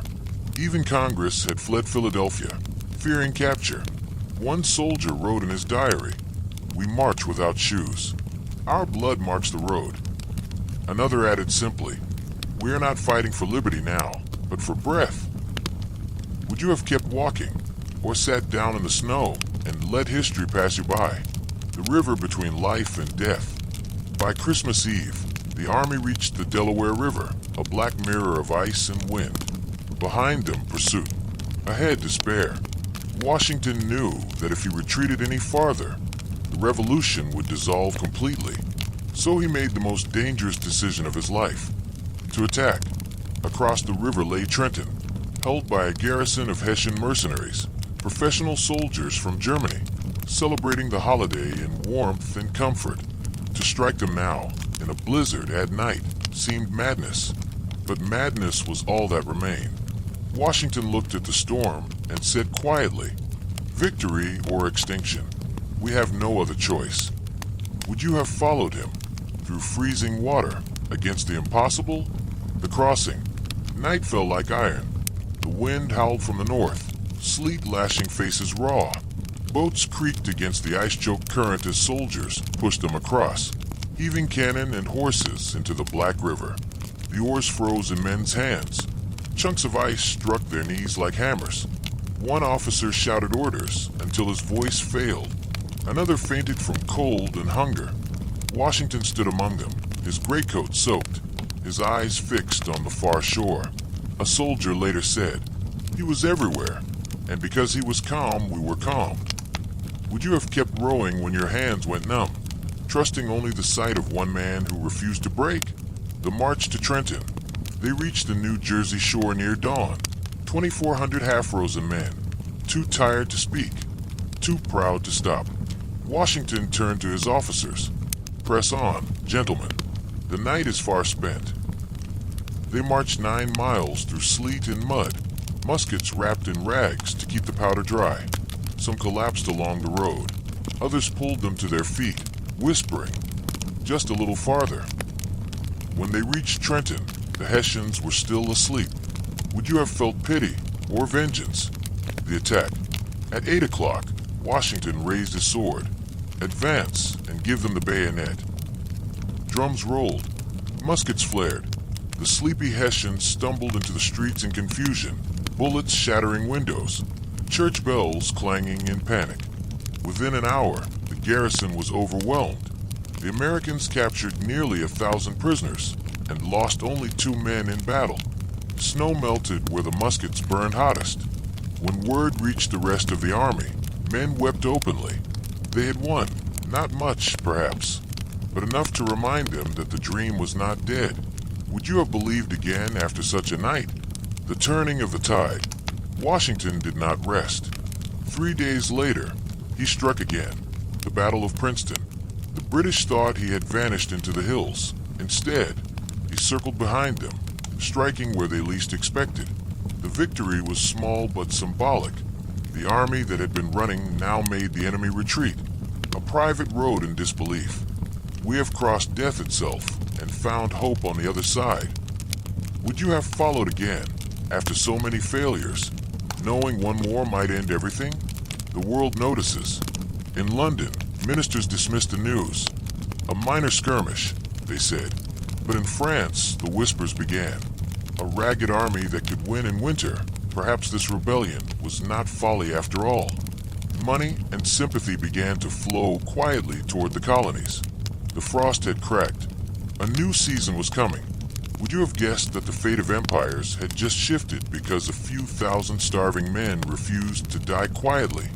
The meaning of the crossing. Years later, when the war was long won, veterans spoke of that night as if it were myth. Not because of glory, there was little of that, but because of what it revealed. That freedom is not born in speeches or sunlight. It is born in darkness, among people who keep moving when every step hurts. A soldier at Trenton said, "We were not made heroes. We were made believers." Would you have been one of them? Because on that Christmas night, through ice and wind and hunger, America was born again, not in declaration, but in endurance. And sometimes, that is the truest kind of victory. Winter again. Snow fell in slow, deliberate silence, the kind that buries more than footprints. After Trenton and Princeton, hope had flickered, but by early 1777, it was flickering still, a candle in a storm that refused to end. Men froze, starved, deserted. The dream of liberty, once shouted in city squares, was now whispered between clenched teeth. And into that cold came words.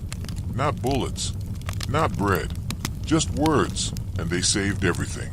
Would you have kept fighting when even faith began to feel like frostbite? The march through misery. The Continental Army trudged through snow and mud toward Morristown.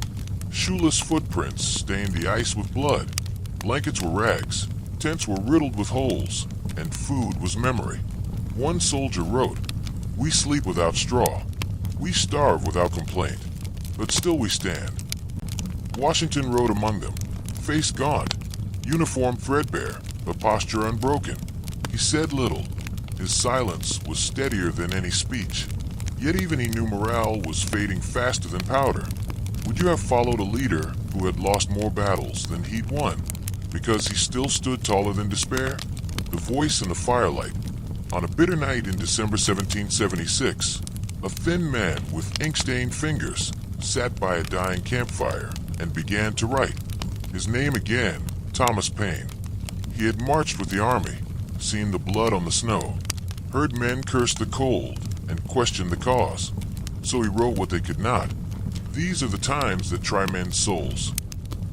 9 words. 9 words that would march farther than any army. He continued, the summer soldier and the sunshine patriot will, in this crisis, shrink from the service of their country. But he that stands it now deserves the love and thanks of man and woman. Would you have read those lines by firelight and felt the ice inside you start to crack? Words on the wind. The pamphlet, The American Crisis, passed from camp to camp, from hand to trembling hand. Officers read it aloud by candlelight. Men who had been ready to desert stood a little straighter. Some wept. Others clenched their fists and whispered, "We will not be the sunshine patriots." Paine wrote not of glory, but of endurance. Tyranny, like hell, is not easily conquered. Yet we have this consolation, that the harder the conflict, the more glorious the triumph. Would those words have been enough for you, when the hunger gnawed louder than courage? Washington reads. When Washington received a copy, he ordered it read aloud to the troops before the next march.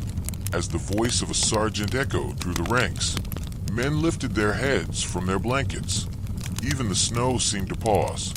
For a moment, words became warmth. One eyewitness recalled, "It was as though a light passed among us. We believed again." Would you have felt that fire spreading through you?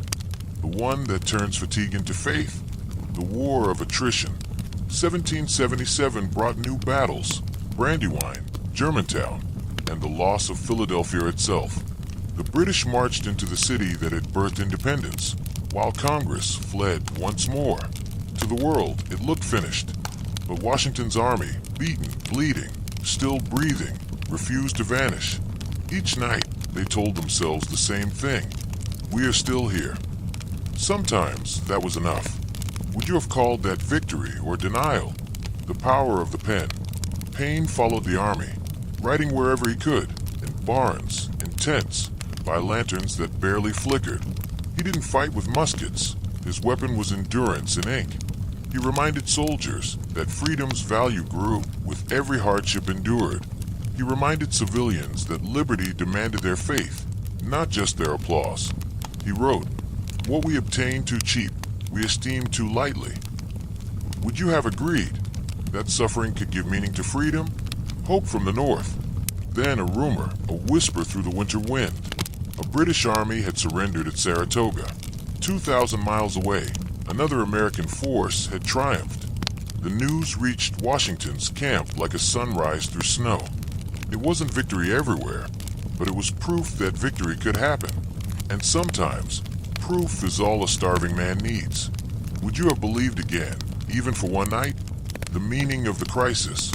When spring came, the army still lived. Barely, but truly. Paine's words had done what bullets could not, kept a revolution breathing. He had turned despair into duty, and duty into defiance. Years later, soldiers would say they remembered that winter not for hunger, but for the moment they decided not to break.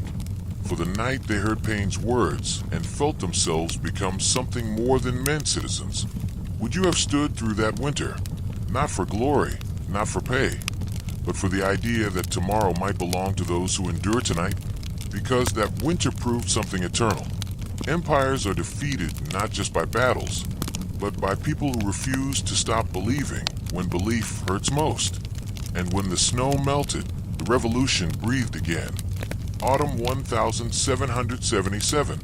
The forests of upstate New York burned gold and scarlet, and somewhere amid those blazing leaves, the fate of a continent turned.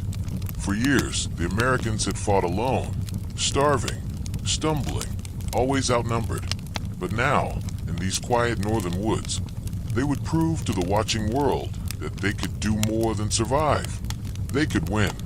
Would you have believed it, after so many defeats, that this ragged army still had one great victory waiting? The British gambled. The plan was perfect on paper.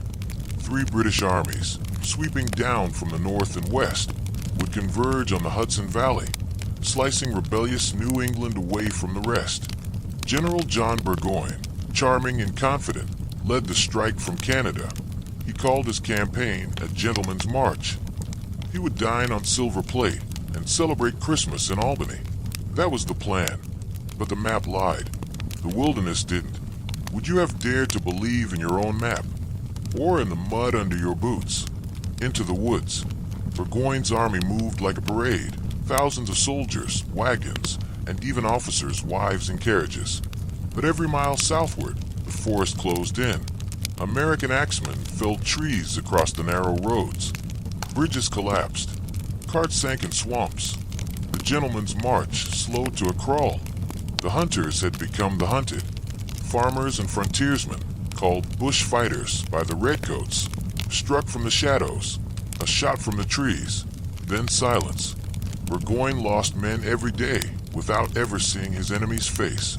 His grand invasion was turning into a bleeding trail through endless woods. Would you have kept marching, or begun to wonder if the wilderness itself had chosen sides? The trap closes. At Bennington, Burgoyne sent detachments to gather supplies. They never returned. Local militia surrounded them, farmers with old muskets and sharper anger, and captured nearly 1,000 men. In the west, British columns were beaten back at Fort Stanwix by defenders who refused to surrender even when surrounded. And in the south, the army that was supposed to meet Burgoyne never came. He was alone. When the Americans gathered at Saratoga, they outnumbered him for the first time.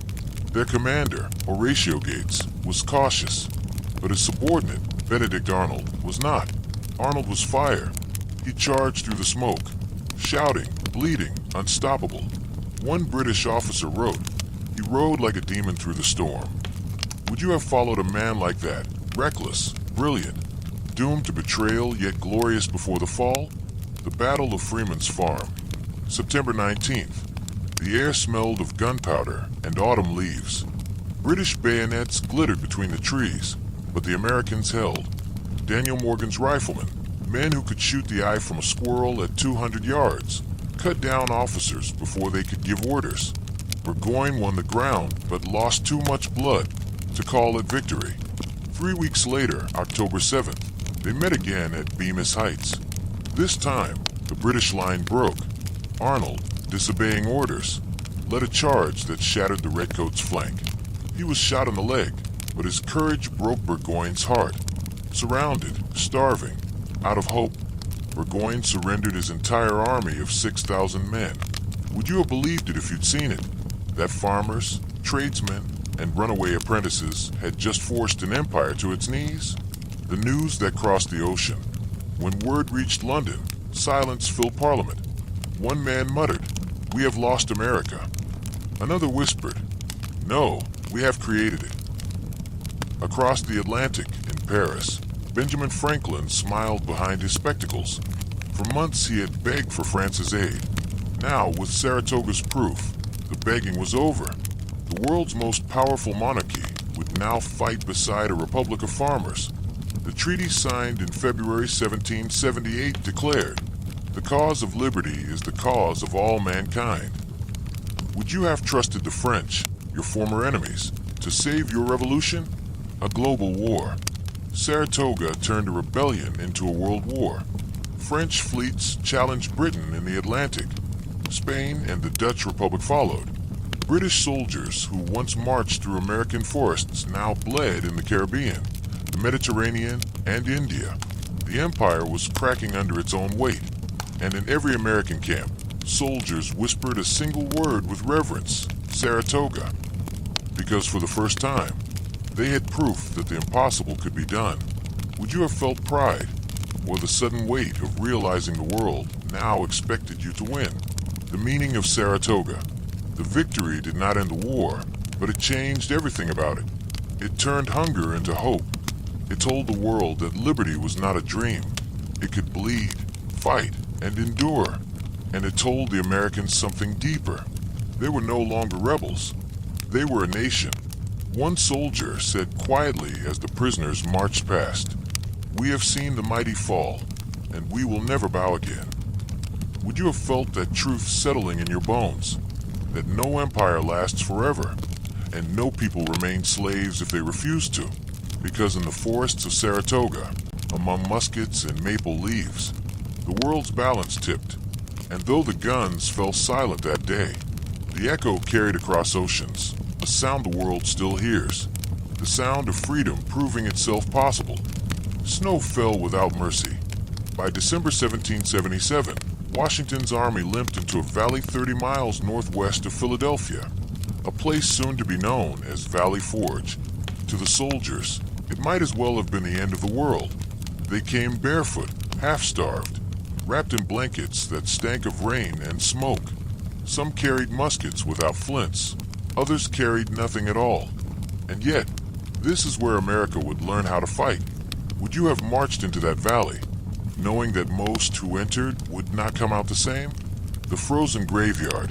The cold was not just weather, it was a predator. Wind clawed through the gaps in their huts. Frostbite blackened fingers before morning.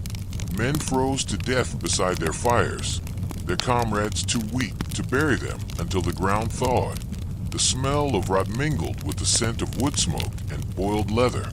Yes, boiled leather for food. Washington wrote bitterly to Congress, "We have this day no meat, no bread, and no hope." Would you have blamed him, or kept believing that leadership meant sharing starvation? The army that wasn't. This was not an army, not yet. It was a collection of men held together by exhaustion, faith, and habit. Half were sick.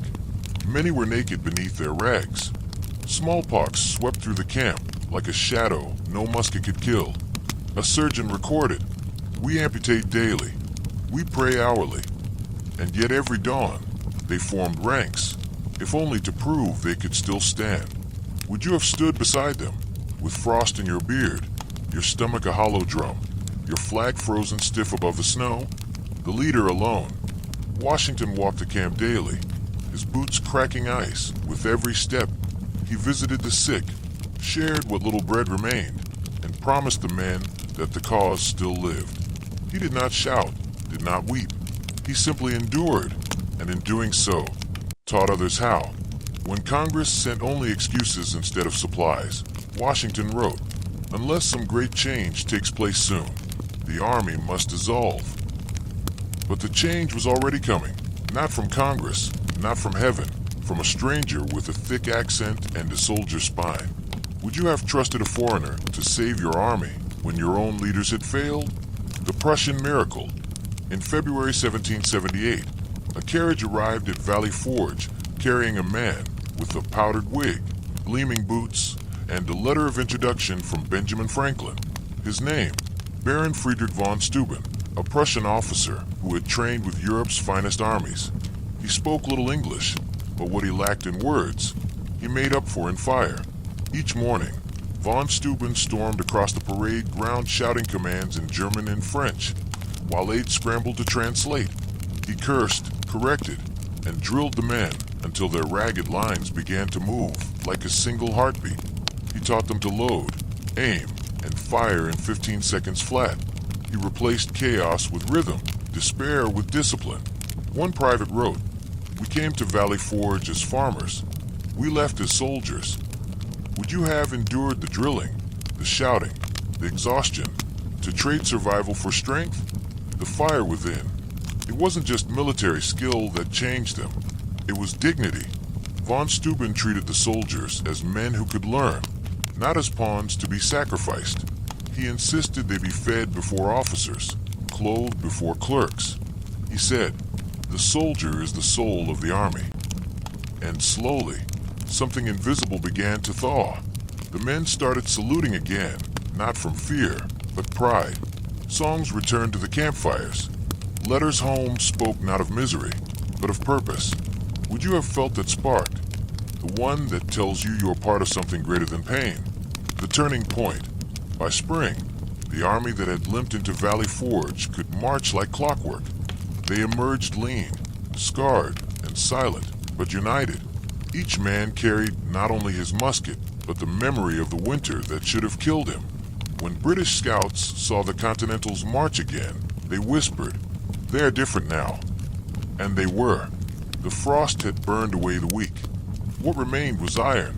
Would you have recognized yourself in the reflection of your bayonet as the man who survived the impossible? The first test. In June 1778, at Monmouth, the newly forged army met the British in open battle. The lines held. The volleys were crisp. The retreat turned into resistance, and resistance into victory.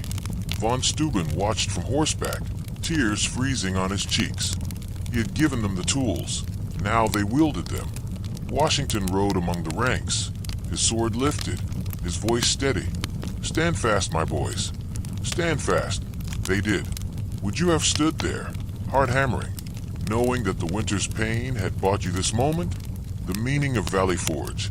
Valley Forge was not a battle, it was a crucible. It did not win the war, but it created the army that would. It proved that freedom cannot be granted. It must be earned through suffering shared and purpose forged. Years later, when asked how the revolution survived, one veteran answered simply, "We learned to fight the cold before we fought the king." Would you have survived it, or thanked heaven that someone else did, so you could inherit their liberty? Because out of hunger came strength, out of frost came fire, and out of Valley Forge came a nation that would never kneel again. The war had raged for 4 long years, but in the winter of 1779, Britain tried a new plan, one born of desperation and arrogance. They called it the Southern Strategy. If the North could not be tamed, perhaps the South could be bought. London believed Southern loyalty ran deep, that wealthy planters would rather serve a king than risk rebellion from their own slaves. They were half right, but they had forgotten how fire spreads in dry fields. Would you have chosen loyalty or liberty when both could get you killed? The Empire strikes south. The British struck first at Savannah, Georgia. Cannon thundered over the marshes. In a matter of days, the city fell. Redcoats paraded through its streets, confident they had found the key to victory. "Georgia is ours again," one officer wrote home. But the countryside did not kneel. Patriot bands slipped through swamps and pine barrens, striking wagon trains by night and vanishing before dawn. For every farm burned, another rebel rose.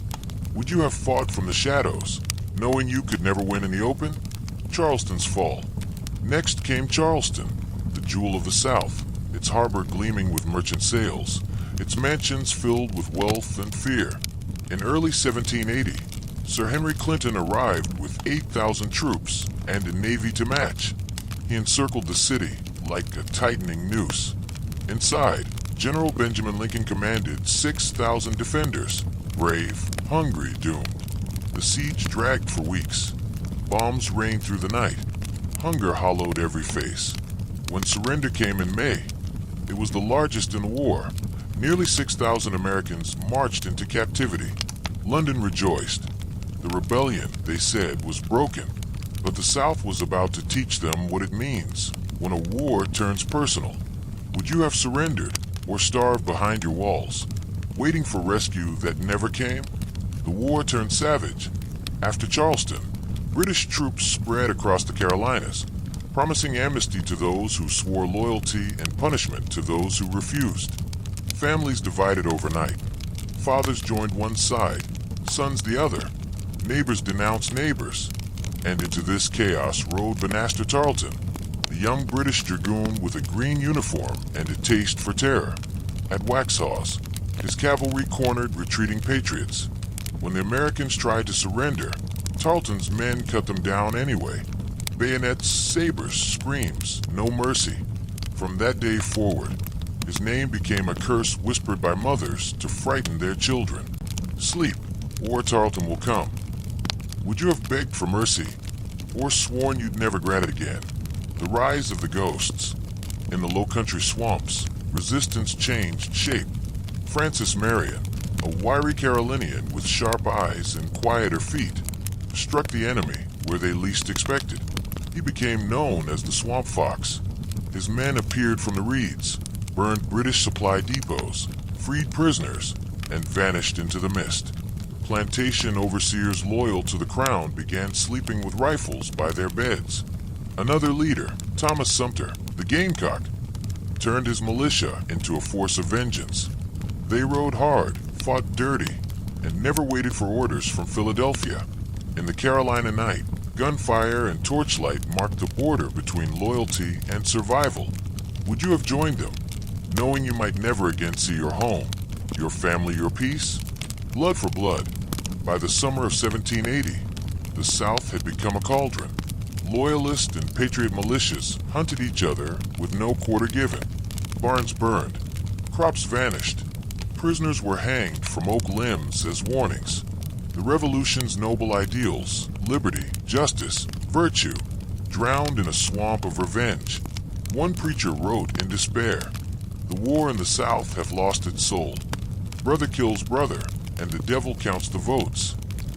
Would you still have called it a revolution, or just survival by another name? Washington's dilemma. Far to the north, Washington received reports of horror and loss. He had no men to send, no food to spare, no ships to rescue the South. Yet he knew that if the southern colonies fell, the revolution itself would die. So he turned to one man, a Quaker from Rhode Island with nerves of iron, General Nathaniel Greene. Greene would take over what remained of the Southern Army, a handful of starving men and a cause running on fumes. He accepted without hesitation. "I will recover the country, or die in the attempt." Would you have accepted such a mission, knowing that your victories might never be celebrated, your defeats blamed forever? The spark in the ashes. As Greene rode south, the countryside smoldered, but he understood what others did not. You do not win by fighting every battle, only by surviving every loss. He would not seek glory. He would bleed the enemy slowly, until the empire itself tired of the taste. The South was dying, yes, but from that dying land, something unkillable was rising. Would you have believed, standing amid burned fields and broken families, that freedom could still take root here? Because the war in the South was no longer about flags or speeches. It was about endurance, and endurance, not brilliance, would decide who lived to see the dawn. Out of the ashes of betrayal, the revolution's fire began to burn again. This time, it would never go out. The South burned. Fields smoldered, families fled, and armies stalked each other through forests heavy with rain and smoke. In January 1781, General Nathaniel Greene, the quiet Quaker turned soldier, took command of a shattered army and made a decision that seemed like madness. He would not stand and fight. He would run, not in fear, but in purpose. He would draw the British deep into the wilderness, farther and farther from their supply lines, until their victory destroyed them.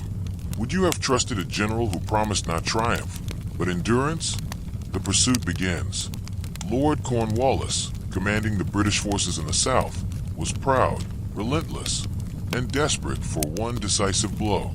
When Greene divided his small army in two, sending Daniel Morgan west with a few hundred men, Cornwallis saw his chance. He dispatched his fiery cavalry commander, Banastre Tarleton, to crush Morgan's detachment. But Greene had chosen his lieutenant well. At Cowpens, on a frosty morning in January, Morgan turned and fought, using cunning, not numbers. His militia fired 2 volleys, then feigned retreat. The British charged straight into an ambush of Continental regulars, waiting in perfect silence. When the smoke cleared, Tarleton's legion was shattered, 900 prisoners taken. For once, the hunters had become the hunted. Would you have stood your ground after so many months of retreat? Or would you have fled with the wind? The general's game. Cornwallis raged.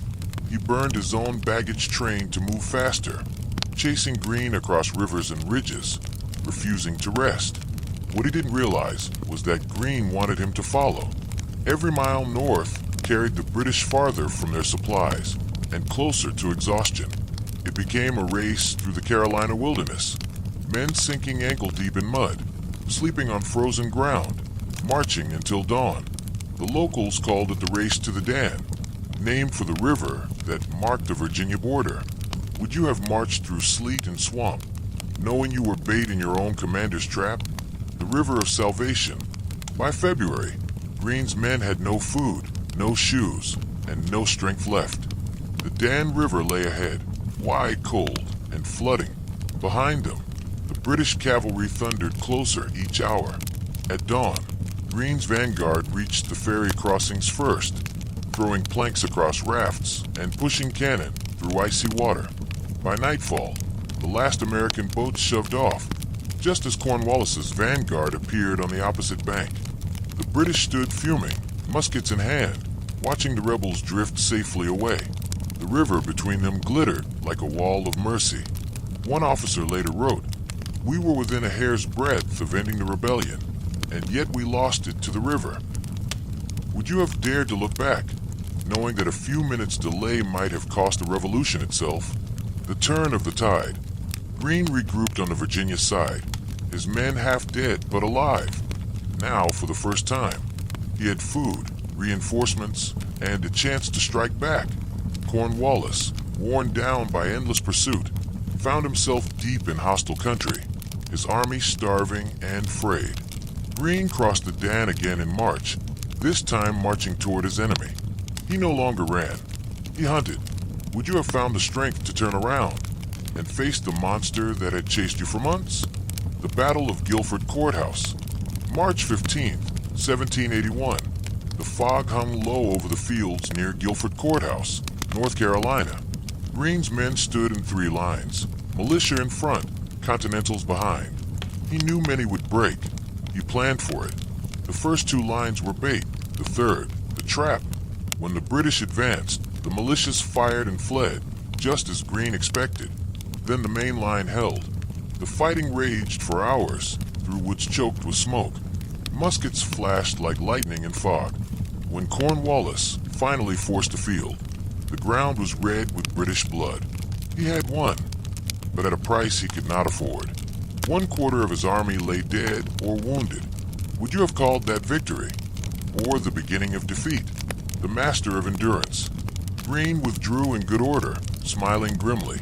He had lost the field but saved his army, and that was his true genius. He wrote to Congress, "We fight, get beat, rise, and fight again." That, more than muskets or banners, was the secret of American victory. The revolution did not depend on brilliance, only on never breaking. Would you have found pride in retreat, knowing it was part of something larger than yourself? Cornwallis cornered. Cornwallis, bleeding and desperate, abandoned the Carolinas and marched north into Virginia, hoping to join British reinforcements near the Chesapeake. Greene turned south, reclaiming the Carolinas piece by piece. Behind him, farmers who had hidden for years came out with muskets to join the fight. British control shrank to the coastal cities, red islands in a sea of rebellion. The war's center of gravity had shifted again. The empire was moving toward its fate, toward a place called Yorktown. Would you have recognized it? The moment when a long retreat became a turning point? The meaning of the race. The race to the Dan was more than strategy, it was philosophy. Greene had proven that courage was not only in charging forward, but in knowing when to endure, when to bleed, and when to wait for the river to rise. Years later, one of his soldiers said, "We learned from Greene that victory is sometimes the art of not dying before the other man does." Would you have had the patience to win a war that could not be won in a single battle? Because in the Carolina mud, chased by empire and saved by a river, America learned the last lesson it needed, that freedom belongs not to the fearless, but to those who keep walking when there's nowhere left to go. Summer 1781. The war has burned for 6 long years.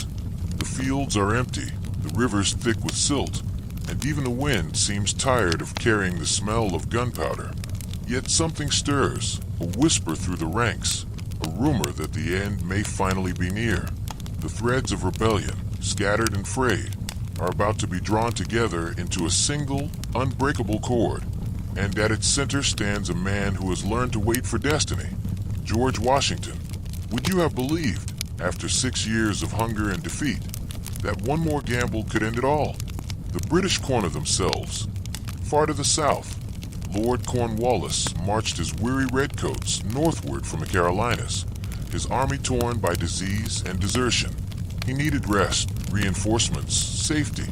So he chose the small Virginia port of Yorktown, a sleepy tobacco town on the Chesapeake Bay. There he began to fortify, digging trenches, mounting cannon, and waiting for rescue from the sea. He believed the British Navy would protect him. He believed the rebels were too weak to trap him. He believed wrong.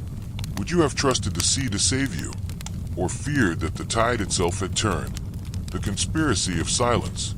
In New York, Washington met with General Rochambeau, commander of the French forces in America.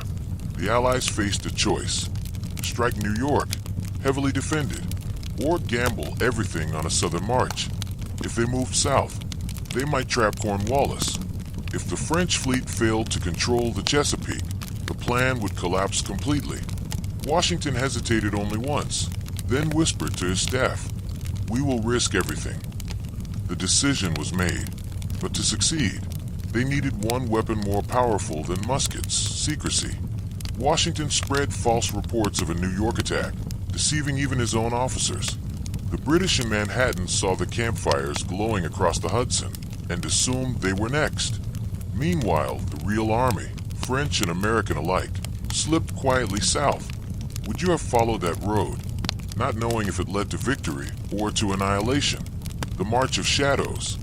It began in August, 400 miles of marching, through dust and heat and thunder. Two armies, one in blue and buff, the other in white and gold, winding like a living serpent across the continent. Farmers left their plows to watch. Children ran alongside the columns. They had never seen such a sight. America and France marching side by side. When they passed through Philadelphia, citizens wept openly. It had been 6 years since independence was declared there. Now, at last, the war's end felt close enough to touch. Would you have cheered or held your breath, afraid the dream might die on the road before reaching Yorktown? The sea decides. Across the ocean, fate moved with sails of its own. From the Caribbean, Admiral de Grasse sailed north with 28 French warships, his decks bristling with cannon. If he reached the Chesapeake before the British fleet, Cornwallis would be trapped by sea and land alike. On September 5th, off the Virginia Capes, the two navies clashed. Smoke, splinters, fire, the thunder of broadsides echoing over the waves. When it ended, the French held the bay. The British turned back toward New York, defeated. Cornwallis, waiting for rescue, heard only silence from the sea. Would you have felt the dread sinking in, realizing that the ocean, once your empire's shield, had become your enemy's weapon? The trap springs shut. By September's end, Washington and Rochambeau's combined forces, 17,000 strong, surrounded Yorktown. Cornwallis had barely 7,000. The siege began. Day and night, Allied cannon roared. The sky glowed red, the earth shook. French gunners fired with mathematical precision. American batteries, manned by veterans of Valley Forge, answered with fire born of patience and rage. In the trenches, soldiers whispered prayers between volleys. One wrote in his diary, "We have turned the world upside down." Would you have lifted the rammer, knowing each shot might be history's final blow? Redoubts 9 and 10. On the night of October 14th, the end came. Two British redoubts, earthwork forts, guarded Cornwallis's last line. Washington ordered simultaneous assaults. The French on Redoubt 9, the Americans on 10. Leading the American attack was a young officer hungry for glory, Alexander Hamilton. He told his men to fix bayonets and carry unloaded muskets. No shots, no sound. They rushed through darkness, vaulting over obstacles, cutting through stakes, shouting only at the last instant. Within minutes, Redoubt 10 was theirs. The French seized 9 just as swiftly. The noose closed. Would you have dared that midnight charge? Steel against fire, silence against empire? The white flag. 2 days later, Cornwallis tried one final escape, across the river under stormy skies. But the wind scattered his boats. The storm itself seemed to fight for the rebels. At dawn, he knew it was over. On October 17th, a drummer climbed the rampart beating parley. A white flag fluttered over the British lines. The siege of Yorktown was done. Would you have wept or simply stared, unable to believe the war that devoured your youth was finally ending? The ceremony of the sword. On October 19th, under a clear Virginia sky, 7,000 redcoats marched between lines of American and French soldiers. Their drums beat a tune called The World Turned Upside Down. Cornwallis feigned illness, sending his second-in-command, General O'Hara, to surrender his sword. He offered it to Rochambeau, who pointed to Washington. Washington, in turn, gestured to General Benjamin Lincoln, the same man who had surrendered Charleston the year before. Now he accepted the enemy's weapon. The circle was complete.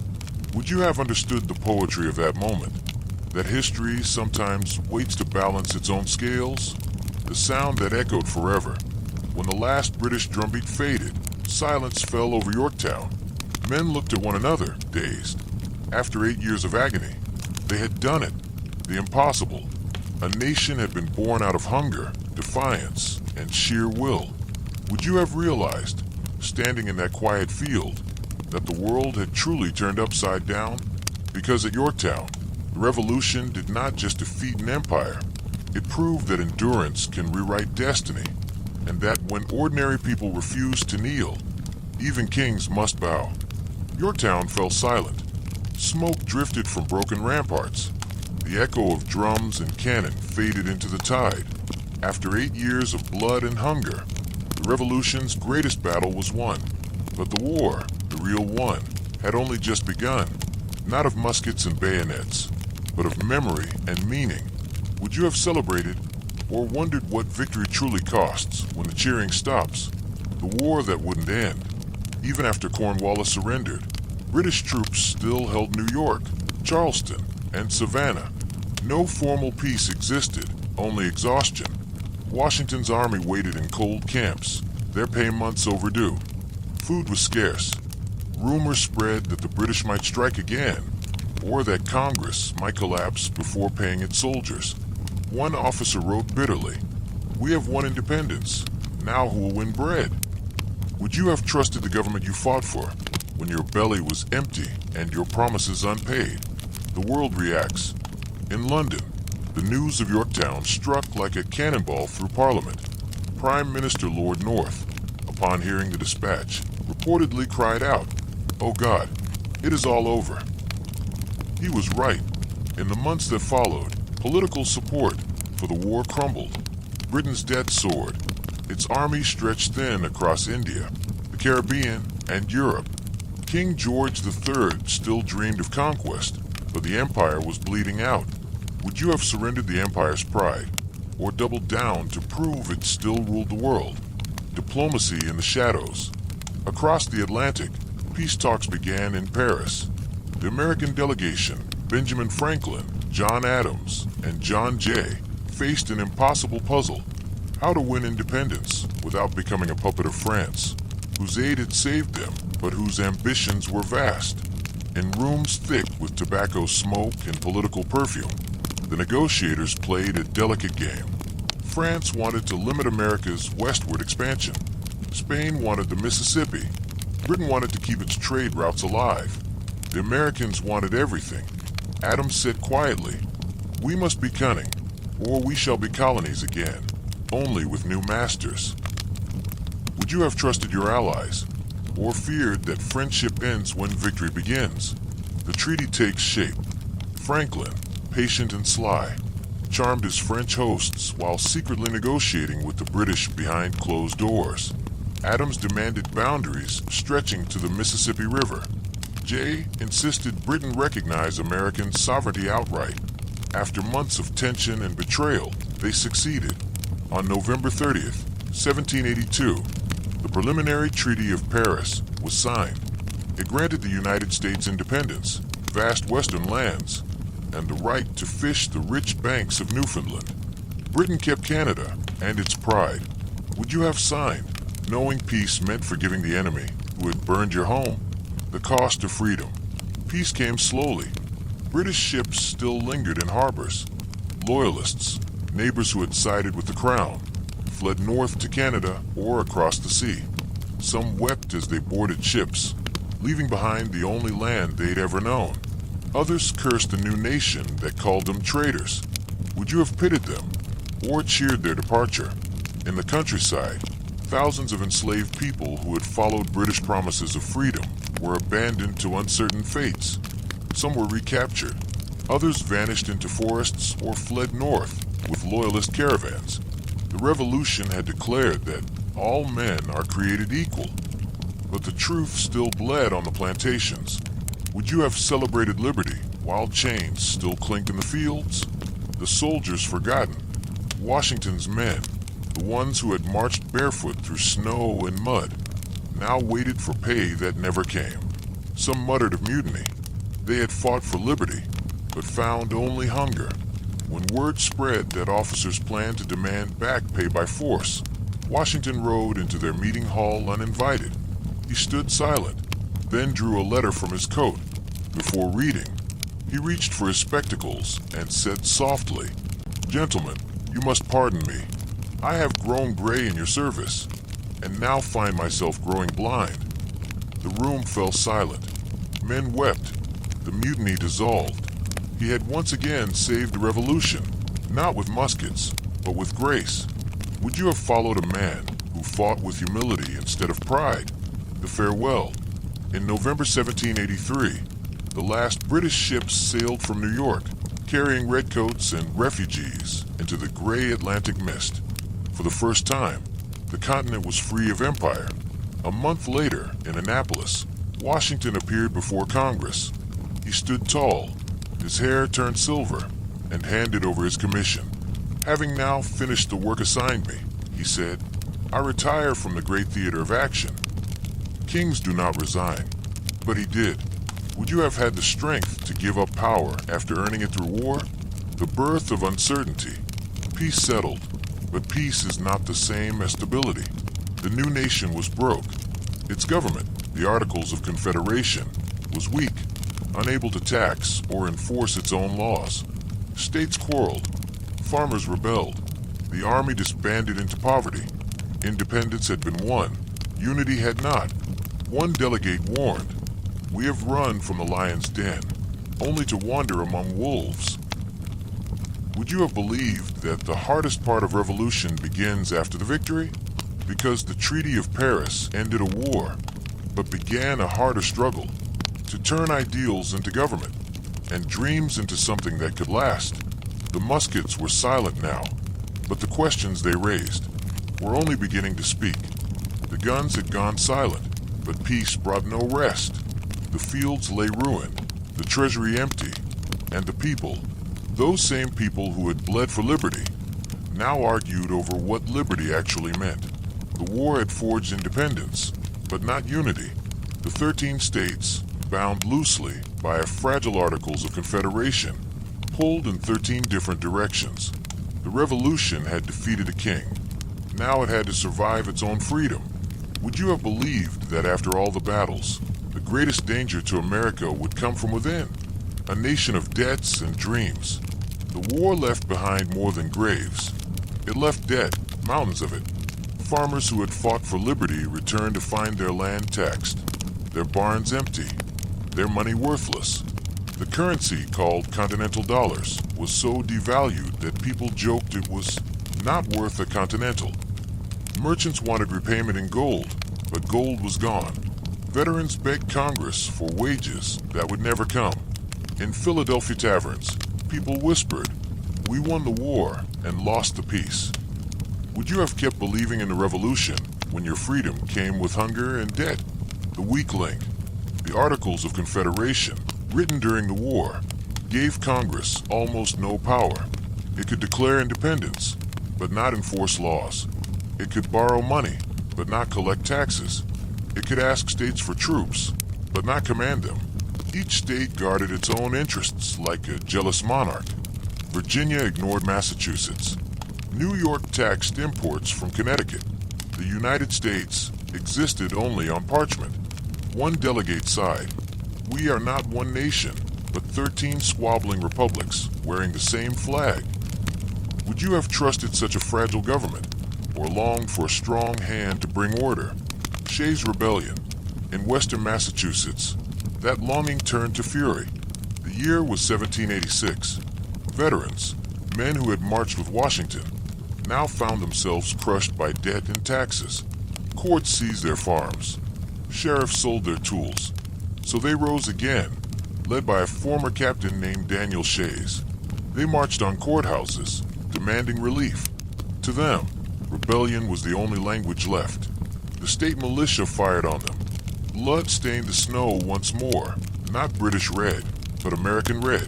Would you have stood with Shays, fighting for the poor, or against him, defending the fragile order you'd fought to create? The fractured Union. Shays' rebellion terrified the elites. If farmers could rise so easily, what was to stop another revolution, this time against the revolution itself?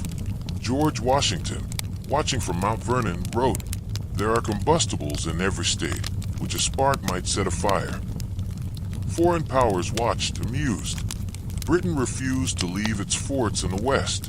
Spain closed the Mississippi River, strangling trade. France, once an ally, now demanded payment America could not afford. The new nation was collapsing under its own freedom. Would you have still called it liberty when liberty looked like chaos? The call to Philadelphia. Something had to change. In 1787, delegates from 12 states met in Philadelphia, the same city where independence had been declared 11 years before. Their mission was to revise the Articles of Confederation, but when the doors closed, they began something far bolder. They decided to start over. George Washington, drawn reluctantly from retirement, presided over the convention. He said little, but his presence kept men honest. James Madison brought detailed plans for a stronger federal system. Alexander Hamilton argued for national unity and fiscal discipline. Benjamin Franklin, old and frail, joked that the sun carved into the chair behind Washington is rising, not setting. Would you have trusted these men to rebuild your country, or feared that power would make them tyrants in new clothes? The great compromises. The debates grew fierce. Large states demanded representation by population. Small states demanded equality. The South insisted that enslaved people be counted for seats in Congress, though not for freedom. The North recoiled, yet agreed, fearing the South would walk away. Thus was born the Three-Fifths Compromise, a wound that would bleed for generations.